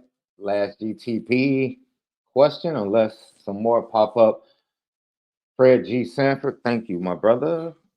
Perhaps if Coach Marcus Freeman had been able to bring in the OC he initially wanted, he'd have more confidence in quarterback development. I mean, Marcus Freeman looking at practice probably has him feeling the way he does, and it's just a fit perspective. What is Caleb DeBoer has an identity. We talked about the three things that his offense is based out of. Does Jared Parker have a manifesto like that? Has Jared Parker in the three things that make it successful? They said they spread them horizontally, they spread them vertically, and the last one was individual route technique. That's pretty clear. What is the clear identity of Notre Dame's offense in Jared Parker's mind? Mm. First thing he said was Tommy this, Tommy that, last year this, last year that. Who's the X factor? Who we leaning on? Where we going to? If the run game was there, we don't have Aldrich anymore. So how's it change? You got new pieces that you're paying to start. This is not no competition where you're expecting somebody to overcome another person. You're paying dudes to come and play. That's just a lot of pressure, in my opinion, outside of just developing the room, recruits, playing guys early, finding the X factors young. Because there's no guarantee in any of the receivers, Mm-hmm. which is why none of them can be a receiver one. That's why I'm like, if we don't have a receiver one from the room, getting a transfer is just not as reliable, you know. So that's why Chris Mitchell would be a great complimentary 1B. But how can he come in and be a number one physically, but two, we don't have nothing better than that in the room, or more of a foundational impact or piece? Mm-hmm. That's crazy for the room. It's like get rid of the whole room. So answers are definitely going to be addressed this year. I think more so than any other year because it's getting further and further away from it being Marcus Freeman's inherited team to now it's Marcus Freeman's program. Absolutely. Absolutely. And I can answer, I forget who it was. It's actually a good question. Man, I'm sorry, I can't remember who asked the question, but the question was kind of along the lines of did they go get RJ Oben because of a lack of development by Al Washington? And the answer is no. They don't have numbers at the position. They literally were going to have to transfer guys over from Viper to big defensive end because they just didn't have the numbers at the position. So there was a need. So they filled the need. Had nothing to do with development. And in that, they do have some coming in, some youngsters coming in that play that position, some youngsters in the 23 class that play that position, which goes to my point. You're still going to have to coach and develop the position.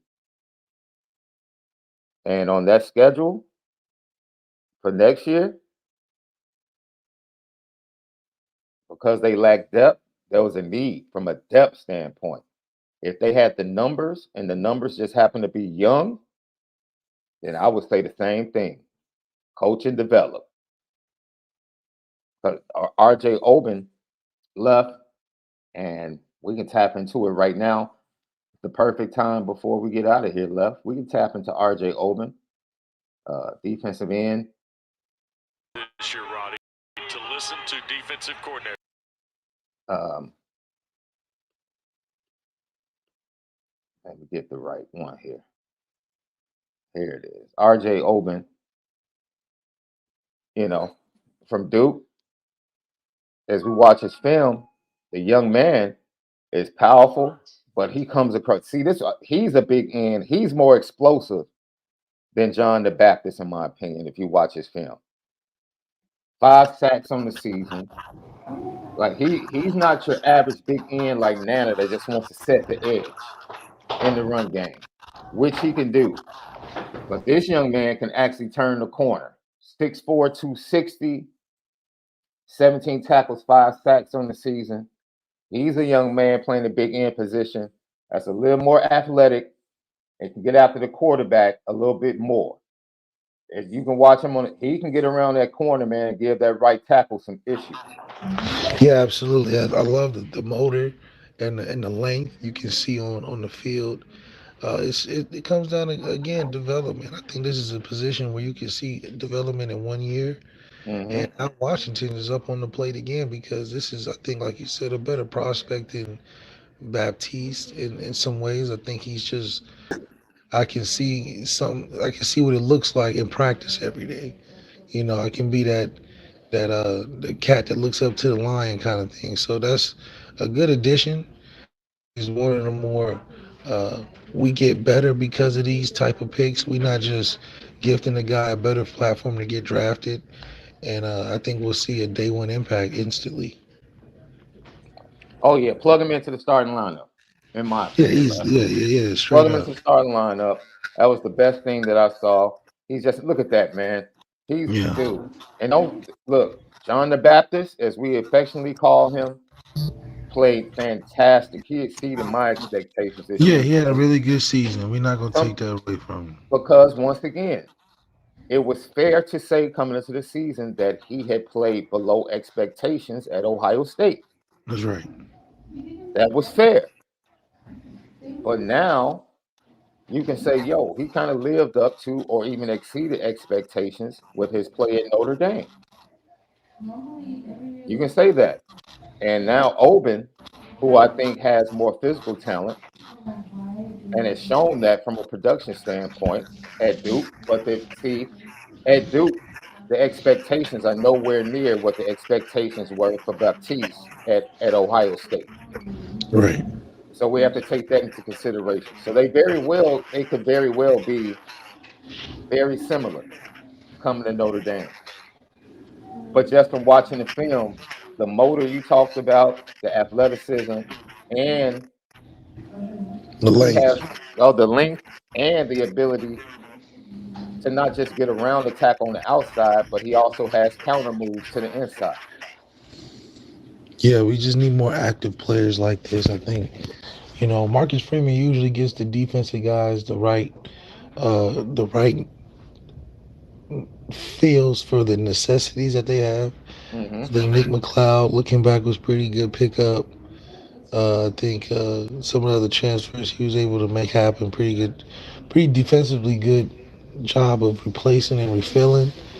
It just comes down now to offensively, like you said, just having a better grasp and understanding Hmm. of what the offense is, evolution of what it looks like on that side, from recruiting to quarterbacking to having a chemistry. Hmm. And some things you can't control, but hopefully he gets some more control in his hands.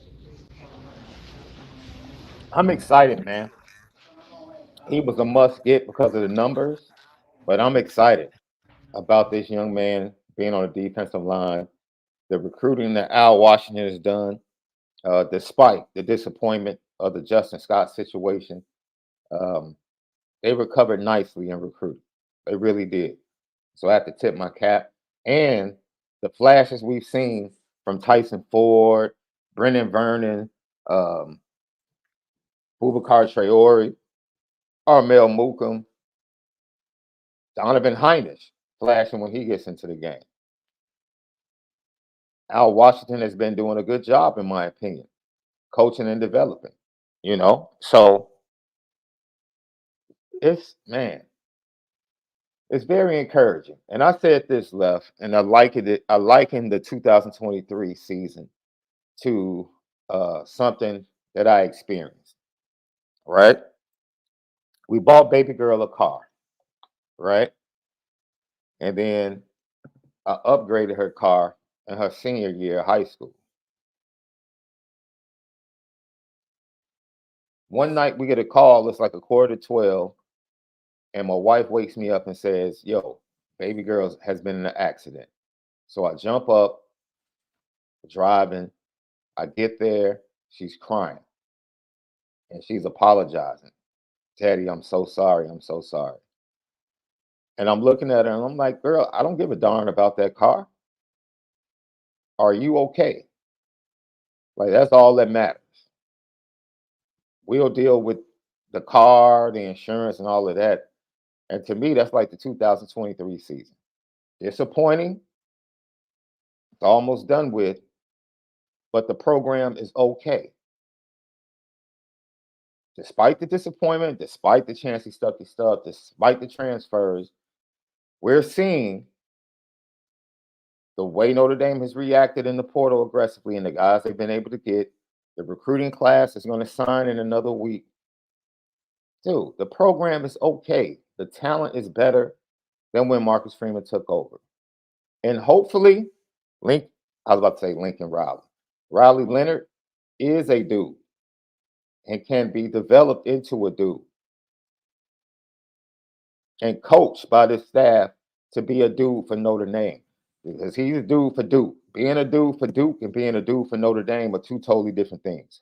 We need him to be a dude for Notre Dame. Hopefully that's who Riley Leonard would be. I would love nothing more than for Riley Leonard to be a dude for Notre Dame. Big picture, the program is good. It's good. Can it be better? Yes. Does it need to be better? Yes. We pointed out the areas where they need to be better at. But, you know, we're not about to sit up here and worry about the wreck or the disappointment of the off season that led up to this season, the dysfunction, all of that, the feelings about Sam Hartman, all that stuff is in the past. Just like that car, once it was totaled, it was in the past, bro. What's in front of us is in front of us, and it's promising. And that's what's important. And that's what we need to remember as a fan base. The promise that's in front of us, the young talent we're going to get to watch in the Sun Bowl on December 29th, and a very interesting offseason where the one beautiful thing left that you always say is, yo, teams don't need to have quarterback battles. And Notre Dame will not have a quarterback battle going into the spring, which gives Riley Leonard the perfect opportunity to acclimate himself, become a leader, and let the chips fall where they may come August down in College Station. That's what we're looking at, man. But it's always great to sit, talk, debate with you guys. You guys are the best. Congratulations to Joe Alt Estime, the Sporting News accolades. They keep doing great things. Xavier Watts, Howard Cross, also earned All-American honors for the Sporting News. Look, Joe Alt's first team, Xavier Watts, his first team as well. Howard Cross was second team, and then Aldrich Estime was second team. Congratulations to those young men on their accomplishments. We appreciate everything you've done for the University of Notre Dame. And Joe Alt did finally announce that he was headed to the Chicago Bears today. Hey, don't count on it. I don't know if everybody translated that the way I translated that. But when he announced that he was opting out, he basically was telling all Notre Dame fans that he's been looking for a house in Chicago, in the Lake Forest area, and he will be the next left tackle for the Chicago Bears. Sounds good. Just thought I should let you guys know. Let's see if Ryan Poole is up to the challenge. That's all. That's it, man. Have to get him here, bro, because Braxton Jones ain't getting it done. I'm sorry. That's right. That's right. He don't get it done. So I don't know who they're gonna take the number one pick, but Joe Alt, it's a no-brainer. No-brainer, my bro. We're gonna see. Hey, They did pick Mr. Trubisky with a no-brainer quarterback pick. Man, bro, you always have to bring up Mr. Trubisky, man. What do we do? It's 2024, man. We're literally days away from 2024, man. And here you talking about Mr. Trubisky, man. He's gonna be a Chicago Bear, man. It ain't far enough yet. Dude, I'm gonna order my customized Alt 76 jersey. I'm gonna order it for Christmas. I have that much faith, bro.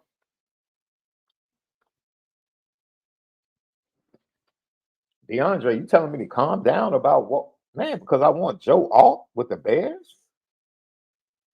Why do I have to calm down? Who wouldn't want Joe Alt on their team? Heck, I want him back on Notre Dame next year, but it's not happening.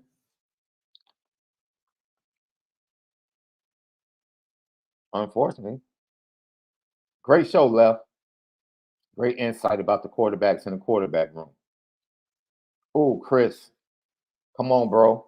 You guys do need to replace your left tackle, who has done a fabulous job over his career protecting Aaron Rodgers for the most part. That is a need for the Packers. But man.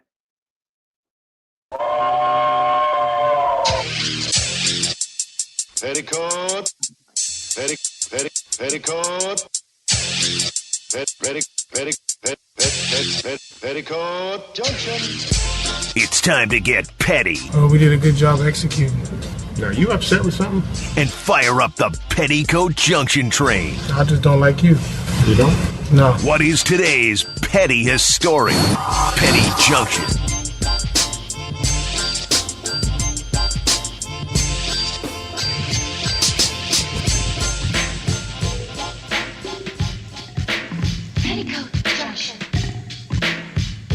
Petty Junction, Petty Story today brought to you by Nora Whiskey and NoraWhiskey.com, that premium American whiskey of NoraWhiskey.com. Chris said, throw LL on the tracks for last night.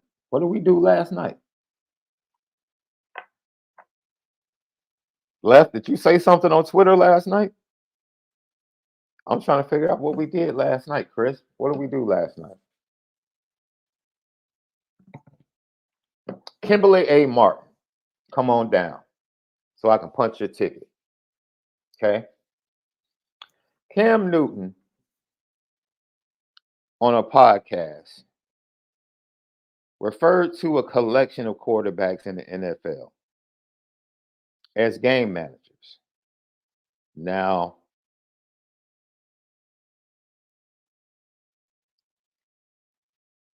in that list were Dak Prescott, Jared Goff, Brock Purdy, Tua Tagovailoa. Kimberly Martin comes on TV. She disagrees with him, but that's not my issue.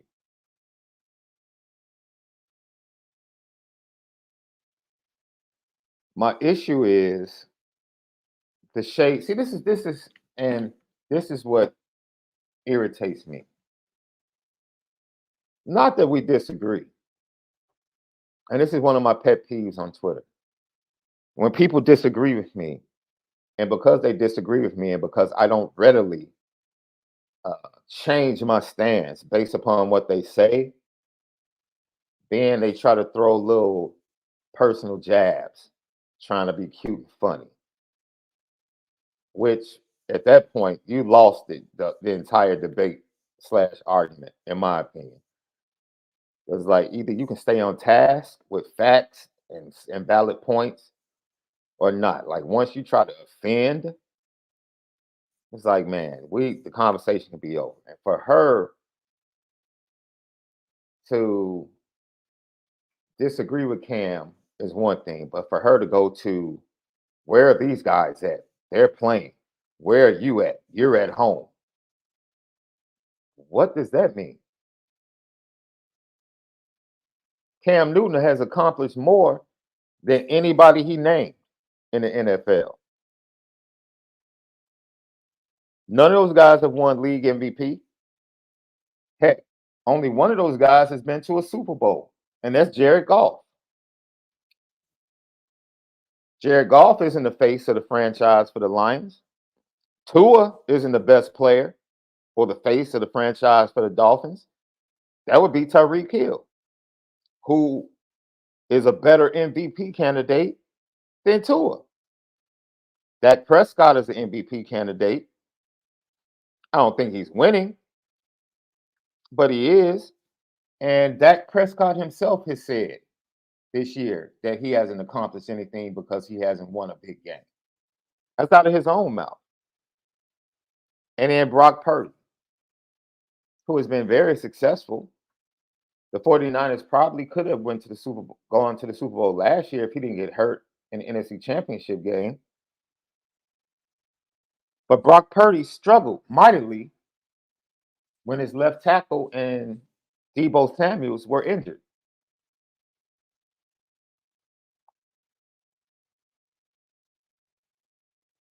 Cam Newton is better than all of those quarterbacks until they show me further in their careers.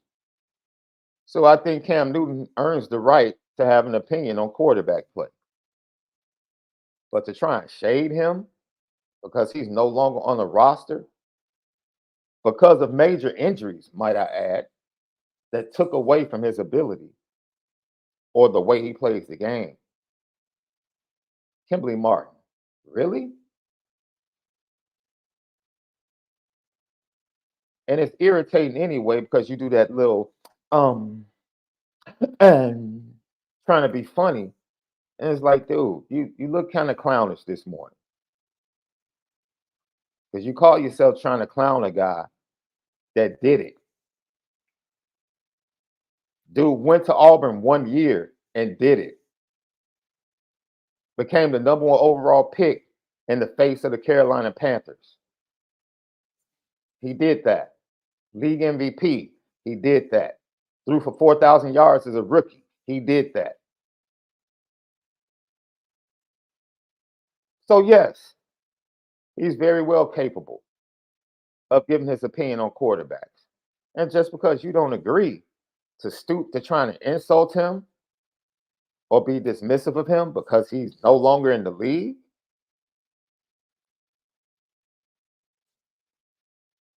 he's a media member now. That's what he does. He gives his opinion. He was just in Chicago 2 weeks ago with Brandon Marshall, giving his opinion on Justin Fields. That's what he does. Come on, man. Do better. Do better. Lucky Lefty Podcast, man. We'll see you guys tomorrow for another edition. Pray for you all, man. That I don't know if you heard that left, but